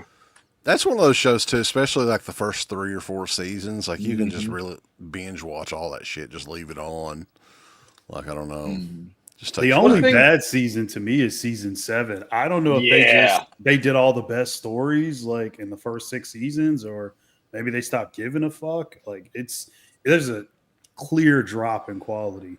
Yeah, I think they stopped. They stopped giving a fuck. Yeah, which is funny about seasons. Oh, I'm sorry. What year was that? Like 96, 95, 95, 96. Yeah. This was the horror IP of the early 90s to mid 90s. When horror was dead, it was Tales from the Crypt, and as soon as Tales from the Crypt died, it was like 6 months later, Scream came out. So it was like. This is what like the biggest horror property of like 90 through 95, 96. Yeah. It wasn't a movie. It was a series. The movies didn't do that great. But. That was HBO's like flagship show back then. Yeah. The A-list directors and the A-list actors, it was quality. I mean. Yeah, I remember Hooper did an episode, right? I can't remember. Hooper did an episode. Friedkin did an episode. Robert Zemeckis did a bunch of episodes. He did that one episode where he brought Humphrey Bogart back to life, which now what we're seeing with AI, but they were able to do it way back then. Tom Hanks directed that. What was that episode where Tom Hanks is like Treat Williams is like cleanup guy or something, and he throws him through the fucking TV and kills him? Yeah, I think that's like season 6, one of the later seasons. Yeah, they had top name like Hollywood people associated with that show. Yeah. Schwarzenegger. I was going to say the Switch. I think is the name of that one. Yeah, this is the Switch. Yeah. Doesn't he do like the intro with the Crypt Keeper or something? Yeah, like that? The Crypt Keeper's he's lifting a bone, like a big ass bone, and he's like, That's a shame, really, that they can't really like they could easily do a new show of Tales from the Crypt. Yeah, of course, all that legal shit that's in the way, but maybe someday. Is there a better intro for any like TV series either? That's by the way, like the most iconic for sure. Great theme. I mean, you got to realize too. That's just Danny Elfman did the theme song, right? Yeah, that is. Yeah. Not to go off on a tangent or anything, but with this property being signed live, because this dude's a horror icon, right? John Kasser, whatever, should have been getting work for the rest of his life. Like this character should be pimped out on everywhere. And because of the lawsuit and because of that character specifically, it's not happening, which is a damn shame. But did you see the movie that they did in like when he has that dreadlocks and he's like, yeah, man. It's all like that puppet. It's so bad. Fucking Ritual. Terrible. Yeah. Ritual. Oh my God. What an embarrassment, man. Yeah, it sucks. They shouldn't have even included that because that was its own movie, right? And they made it a Tales from the Crypt movie and just tacked that beginning on. I would have just left it off. And it's like a half-ass voice. It was a Spencer Gifts Crypt Keeper. It wasn't the original voiceover or something, and don't show him. Jesus Christ! Or do animated shit at that point. Yeah, Make an animated intro. Moving on, though. This is an all-time classic. The 4K set is incredible. I had the privilege of seeing this in New Orleans in the Britannia Theater, which is like a 100-year-old theater with a packed crowd. This movie did so, like, it was electrifying seeing people just mark out for this movie. And of course, that is Lucio Fulci's The Beyond, baby. Hell yeah, man. You cannot go wrong. Atmosphere, come on. This movie is David Lynch meets Lucio Fulci. It's his most surreal he's ever gotten, throwing the craziest imagery, the craziest shit you've ever seen. Basically, like time and reality bending and deteriorating and all hell breaking loose. I've never seen it done better. Even as much as I love Prince of Darkness, this is the best interpretation of hell being unleashed on Earth, in my opinion. The music too, man. The music always creeped me the fuck out. Oh yeah. Have you seen the new with Fritzy? What he did? No, I've not watched the new one. No. Oh man! I promise you, it's 100. I mean, it's incredible. You wouldn't think it could get better, but it's better. It makes it's pretty damn good. That's the only way I'll watch that film now. I love it that much. It adds a whole new layer of atmosphere to that film. I love it. Well, is it actually new music, or is it just the new recording of the music? It's the same music, but it's like he added stuff to it. You know, okay. It's good. But he redid it completely. It's awesome. So, like the original Dead Pit theme song is a combination of the zombie song and the Beyond song. If people didn't know that, because they sound pretty much identical to the Beyond, but the beat of the zombie. So that's always a huge influence. I don't know about y'all, but in my opinion, even though there's zombies in this, I don't even consider this a zombie movie.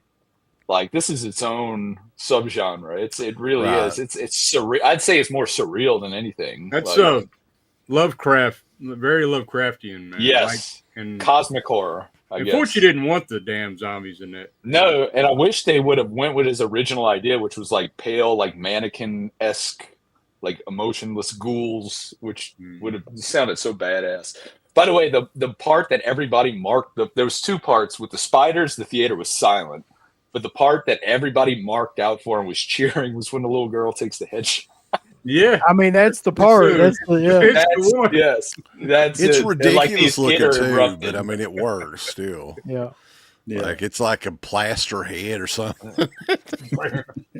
Oh, and this set that release though. That's what I was going to say. That's the physical media release of the year. I think so. Looking back, I can't see anything that was close to that. And then you get the 7 Doors cut, which the 7 Doors cut, I like the music in that as well. Yeah. Like I do. So, I mean, it got if you're a fan of this movie, it's the definitive version. They knocked it out of the park. And they got all that great shit in one small package. Mm-hmm. Beautiful. Mm-hmm. Beautiful set. So we're going to go from one Italian masterpiece to the other. And when I saw this movie, it was love at first sight. I watch it every Halloween. I can't get enough of it. I was thinking about showing this to my girl, but I decided against it because I'm like, no, I don't. I think that would be a bad move. But it's a masterpiece. You all know what it is. Burial Ground. Oh, okay, yeah. Yeah. Some nipple biting action. Yeah, that's it's. Yeah. I showed her Hellraiser, and she thought I was like a damn serial killer. Imagine showing her this. This movie is the perfect bad movie. It's the perfect. We always talk about the best kind of bad movies are the ones that are constantly entertaining, constantly finding new ways to just be like bad. But it's with great gore effects. It's ridiculous. The premise that there's a scene where a woman's looking out of a window and these zombies set up a damn ladder and a scythe to put up a booby trap to cut her head off.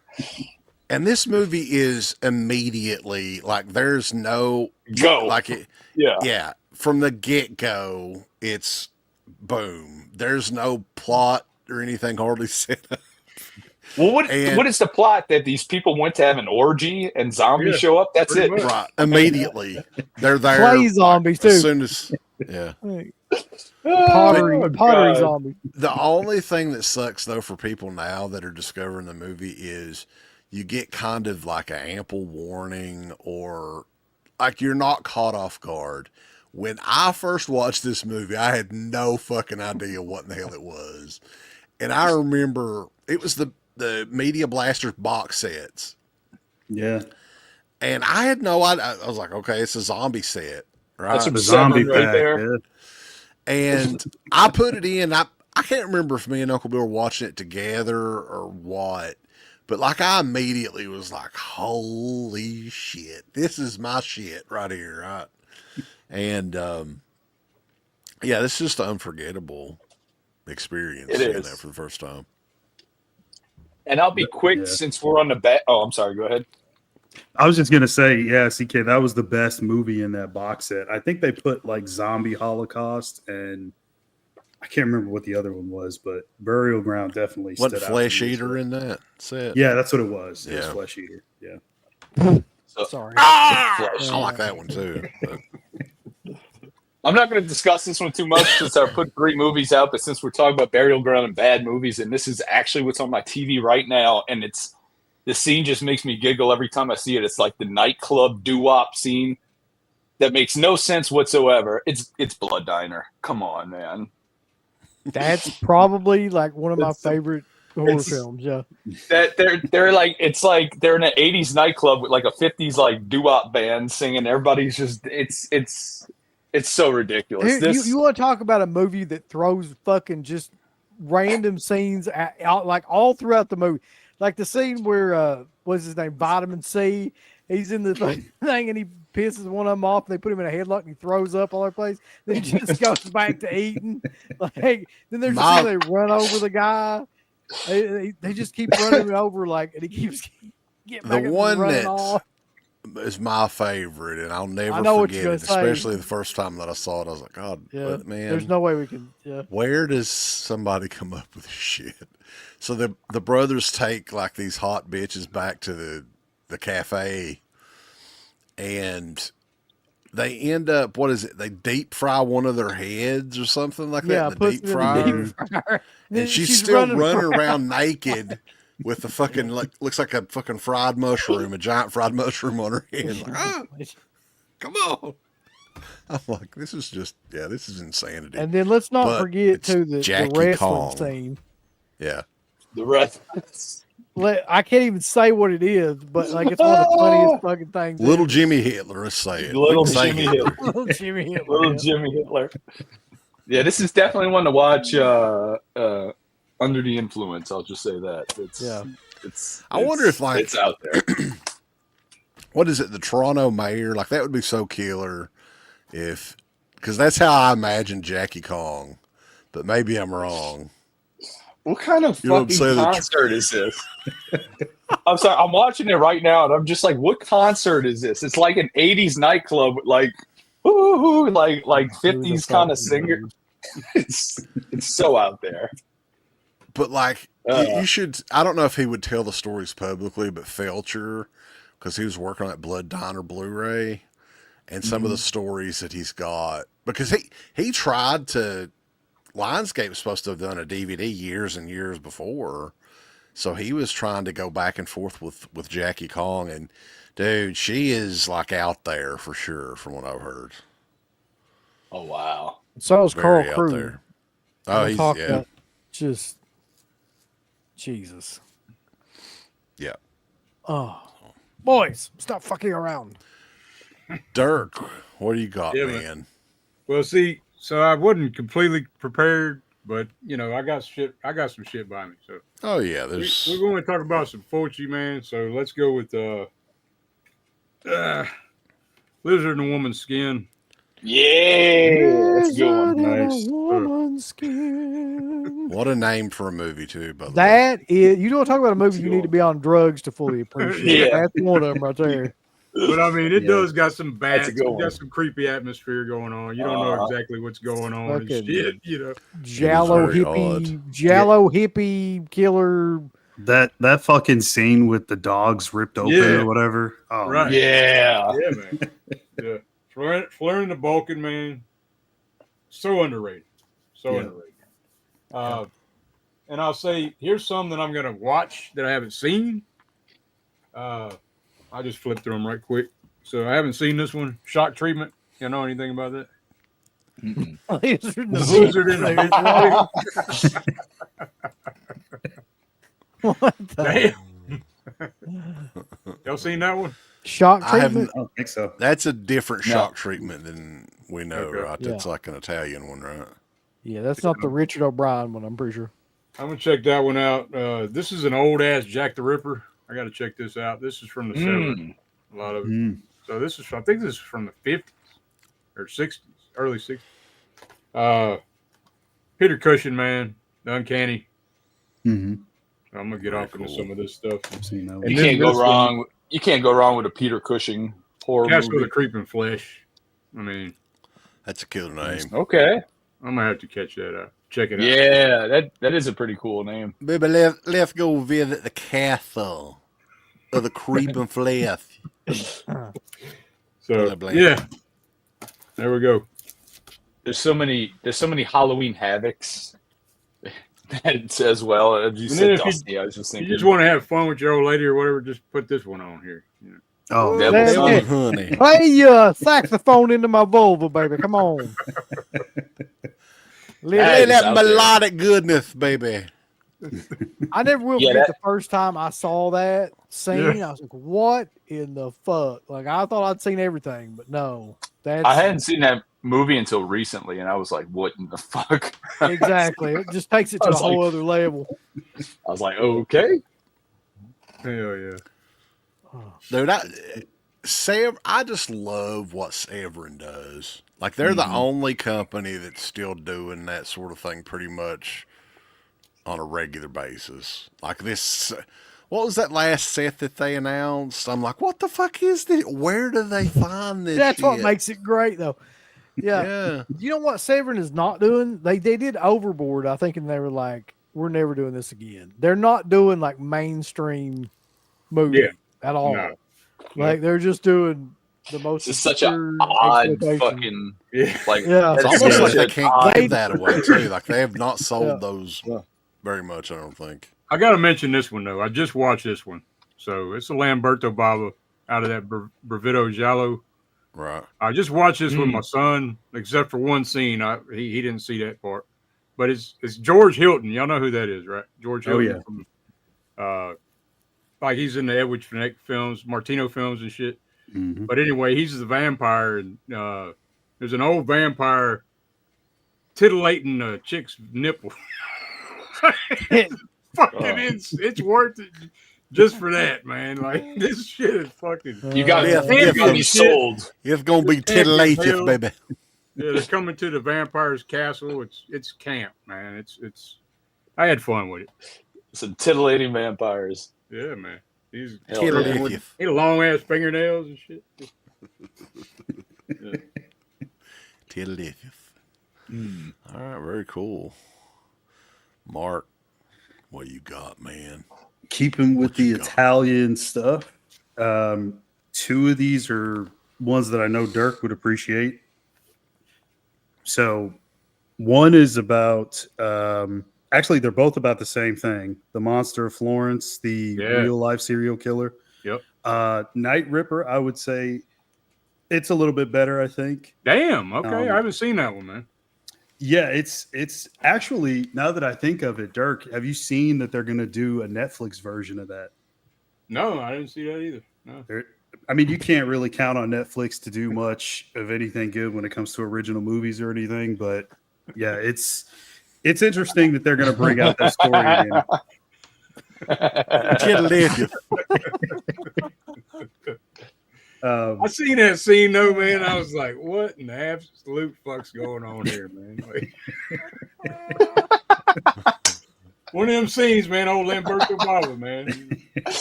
How much that's was great. that box set? Now that you mentioned that. Yeah, man. Did you I get gotta it? watch that movie. No, now. I didn't get it. How much was it? I think it was like close to 100, like maybe 80, 85. Okay. Something. But that's all. Nice. That's cool. If you ever see Another it. thing, like, that's Cauldron, right?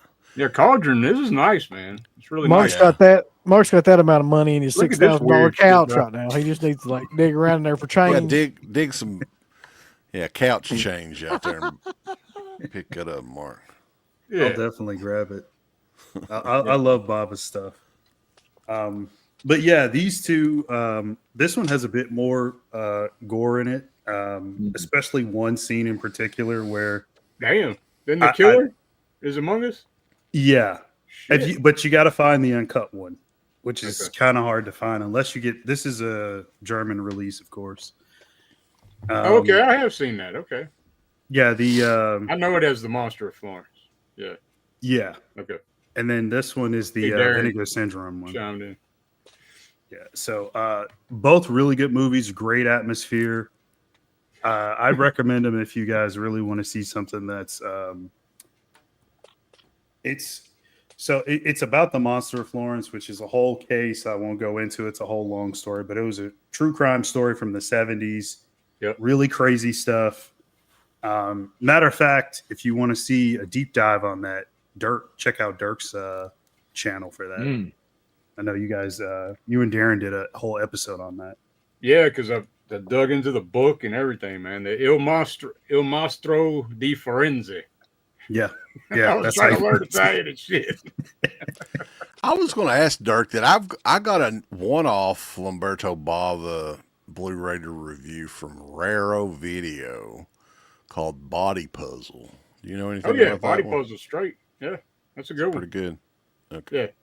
I wouldn't say it's like top tier Lambaba, but it's pretty good. We covered it too. That's one that just came in from Raro Video, which I don't think we've ever reviewed any other stuff. But you ain't never seen Body Puzzle. No. Hell, that's I ain't. goddamn plastic.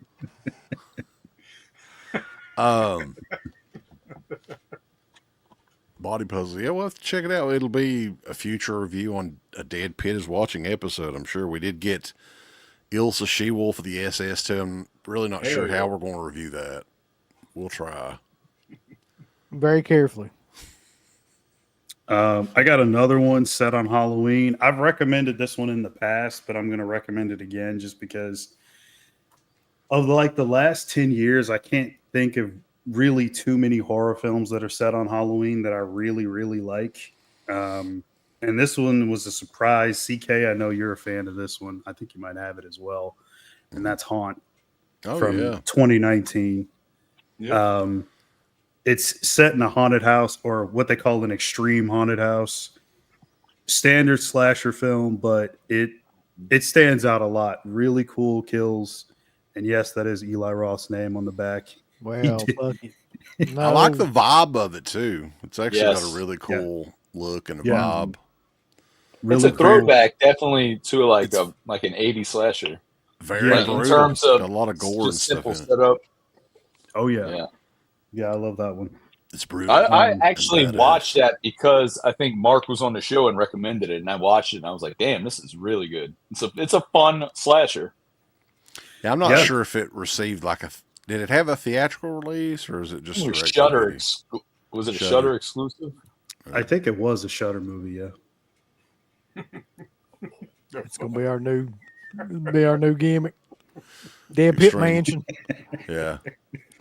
Remember that one guy that claimed to have like this extreme haunted house, and he was just having these idiots like wrapped in like barbed wire as he was dumping water on him. He's like, "Do you give up now? Do you give up now?" What was his name? The McCamey Manor guy.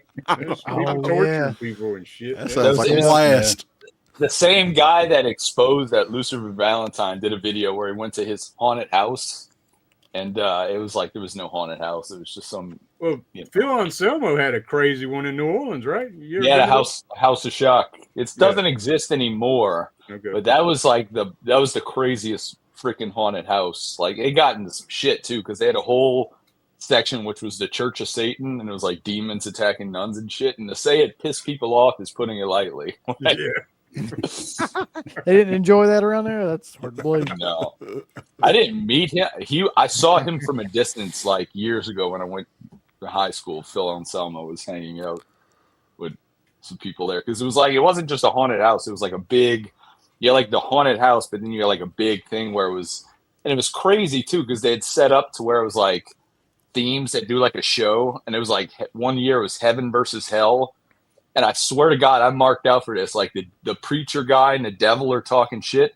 And I swear to God, the preacher guy pulls out a steel chair and cracks him over the head. Like they go full pro wrestling, puts an elbow drop on him, and they start like, Damn. they start working on each other. It's the funniest thing. Yeah. Sweet. You got anything else, Mark? Or is that rounds it out? I mean, I got a bunch, but I'll show this one just because I like the first story in it. We were talking about anthology movies earlier. This one is on Shudder. I think it might even be like a Shudder exclusive or whatever. Yeah, it says Shudder on the back. Nightmare Cinema. Any of you guys seen this one? No, I've heard about it. It's the Mick Garris movie. Yeah. I think he's got a segment in it. Yeah. But the first story is a pretty good. What starts out as like a standard slasher, kind of flips the whole idea of what slashers are on its head.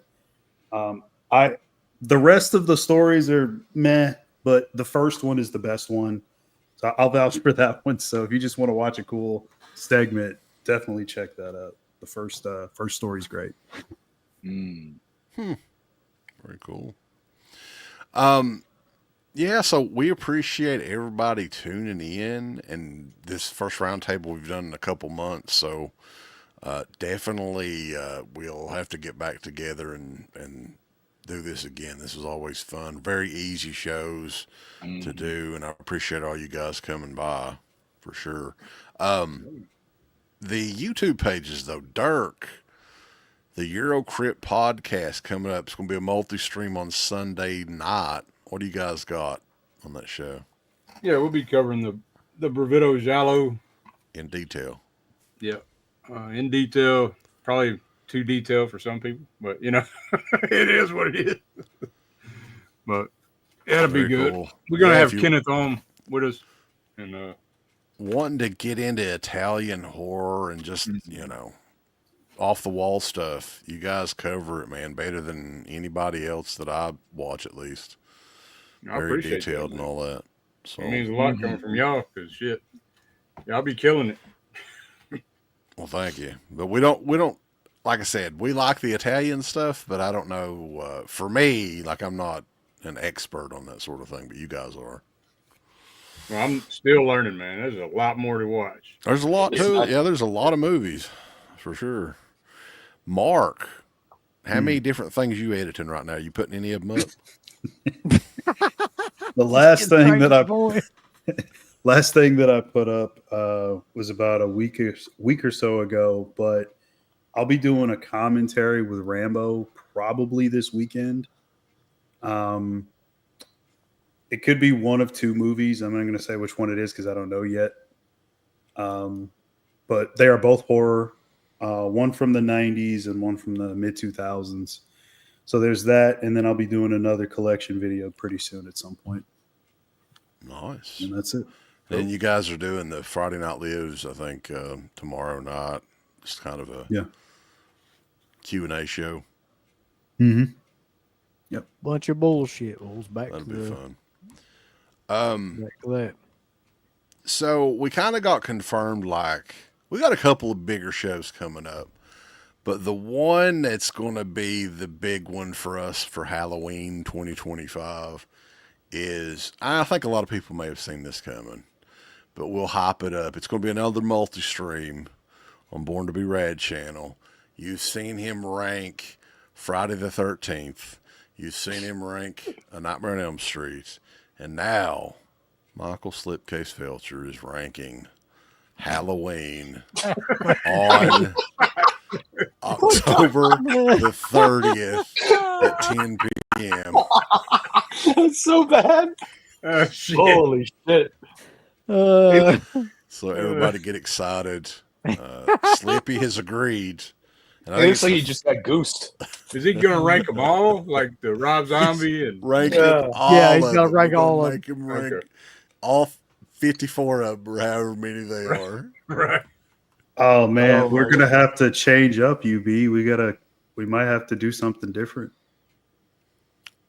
We were gonna do the Friday of well, this on is the Halloween. 30th. This is Thursday the 30th.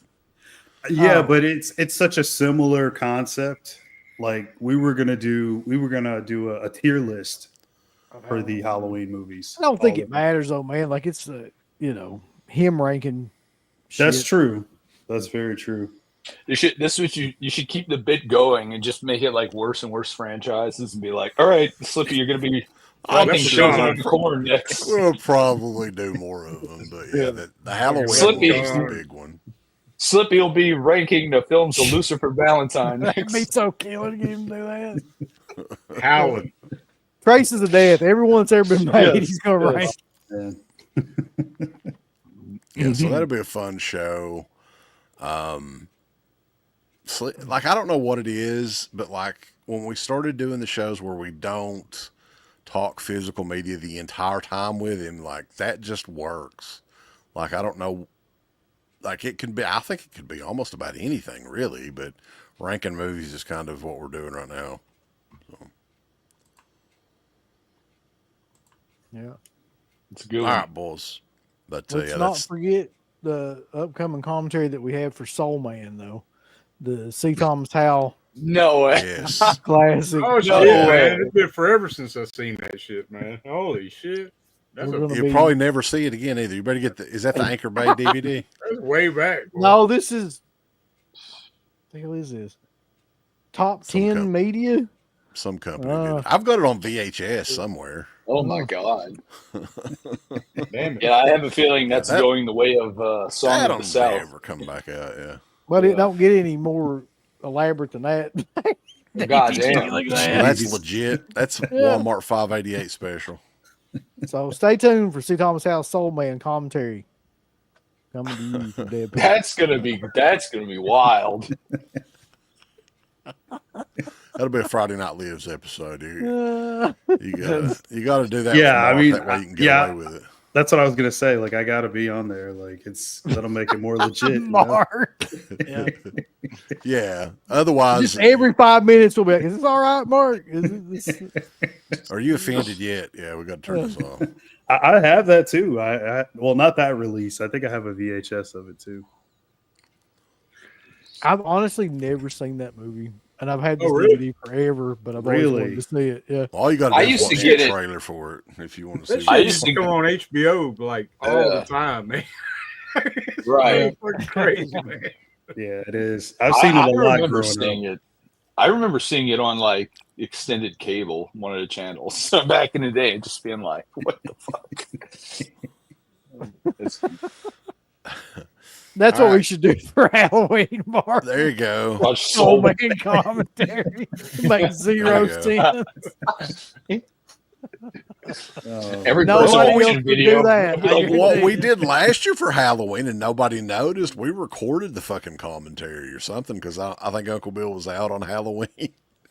Yeah, and nobody fucking noticed it. It was like taped. How funny would it be if somebody gave like $100 super chat? And they're like, "What the fuck? Why aren't they mentioning?" They didn't even thank me. Them fucking assholes. Fuck them.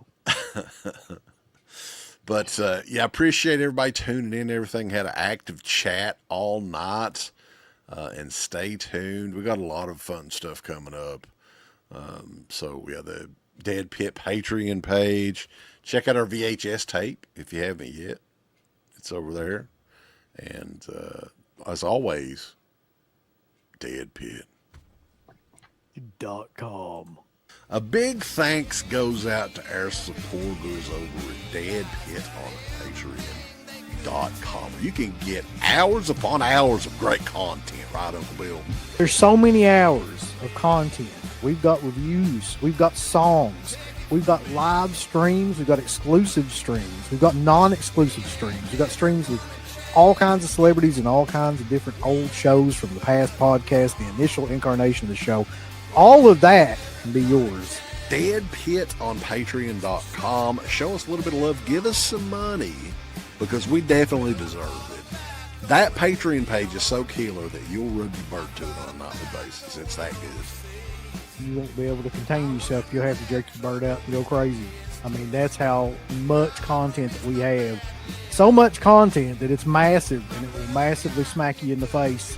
You'll play with your bird so much, pretty soon you'll be looking around for somebody else's bird to play with.